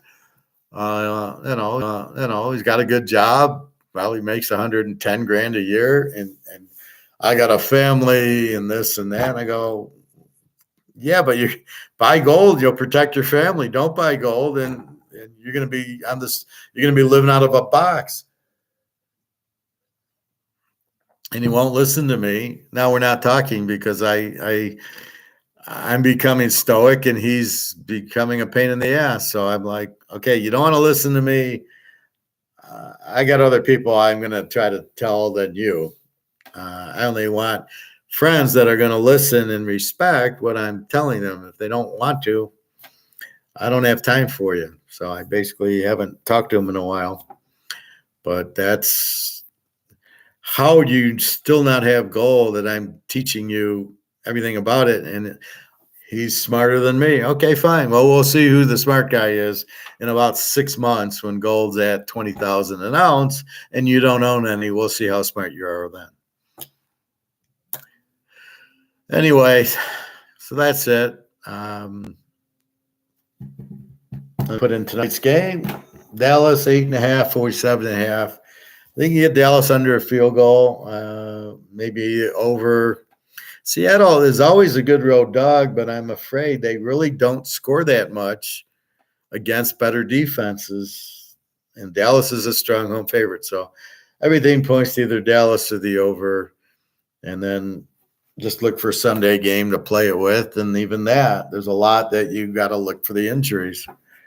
Philadelphia, I like the game over, but not if the whole starting backfield for Philadelphia is injured. So we've got to see. Anyway, that's what I'm at. So I will go make some dinner. Went to the grocery store. I got a roast at $4.99 a pound. I got hamburgers inching up there. It was $8.99 and $7.99. So for the 91% sirloin was now $8.99 and the 86 was $7.99. I got the 86, but it's starting to go. All the fish was all the salmon and all the in the fish counter, they cut it up and usually it's $9-10 a pound. It's all $15-20 a pound. So you can raise the price, but if nobody can afford it or wants to buy it, what did I do? I substituted the salmon for a roast because the roast is $4.99 and your salmon is $17 a pound. So I'm like, what am I going to do? So that's really the point is if they can't sell their inventory, the price will drop. So they're trying to inch their prices up. But at the end of the day, what will most likely happen with a lot of companies, they go out of business because their prices go up and then they try to put it on us. Okay, the salmon's $16 a pound. I'm going to fuck you. I'm not paying 16. Well, if I can't sell it, I got to go out of business because it's costing me all this money, but I can't get my money back because I can't make sales because I can't charge enough where people are going to buy it. I'm over the market. The market's, let's say, $10 for salmon. You're at 15. You're not going to sell any. And if it costs you 10, you're fucked. And then you go out of business because you can't make profit on it. And that's what's going to happen to a lot of stores. And we are in a recession. We've been in one for 2 years. Anytime cost goes up, of course, profits go down, and that's the recession as the economy slows, and that's been happening. And the government's rigging all these. Inflation or the unemployment's 3 or 4%. Who gives a fuck? You can't. That doesn't mean anything. It means people aren't working or are working. Doesn't mean anything. Are they spending and saving, and what's the dollar doing, and the gold and everything else? That's really what you need to understand. So look for gold to go very soon. It's already starting. We're seeing 2048, 2045. It'll bridge. It'll get a little bit down. Then it'll go to 21, 22. And then when everybody realizes the Titanic is sinking, 5, 6, 10 grand silver will finally go 100. Once silver goes 75, 100, it goes to 1,000, because then people will realize they've been made off. And once they've been made off, then they know they've been made off. They get pretty pissed off, and everybody will run into it because gold will be so high. Gold will be, let's say, 6,000, 7,000, and silver sitting at 50. Well, you're going to buy silver because you can afford it. It always comes down to what you can afford. That's the thing. All right, everybody. I think that's enough. Time for dinner. www.teaserking.com. I got 2 specials. I got a college through the end of the year. You get this week, championship week, and all the bowls and all the locks and all the playoffs, $100. You can get that plus the pros all the way through the Super Bowl, all the locks, all the picks, $200. So I'm running that now. I'll keep it up there, but once this week's over, it won't help you on the college, but the bowls will still be $100. It's just, it's too early for the bowls. They're not for a couple of weeks. And in the pros, I don't know, $100 for the end of the year is a joke. It's $100 a week. What's for dinner? I think I'm going to have an omelet. I got 1 chicken leg left, but I don't like the taste of it. I got like chicken, the leg thigh. So I cooked it and I got 1 left and I didn't really like the taste of it too much. I got hamburgers and roast. I think I'm going to make the hamburgers, and I got the little rib part of the ribs without the bones. I got that. So I'll probably cook that and eat with the chicken and have an omelet. And I had a salad for lunch, so it'll probably be, I'll probably put the veggies in with the omelet and make that. That's about it. So have a good night. Enjoy tonight's game. Dallas under 3, I think, is probably good, or the over 41. We'll see which one. Anyway, you're welcome, Bobby Bo. Have a good night. I will see you tomorrow. Should be normal time. I won't meet my crazy friend. She just drained me. So, all right, everybody. Have a good night. www.teaserking.com.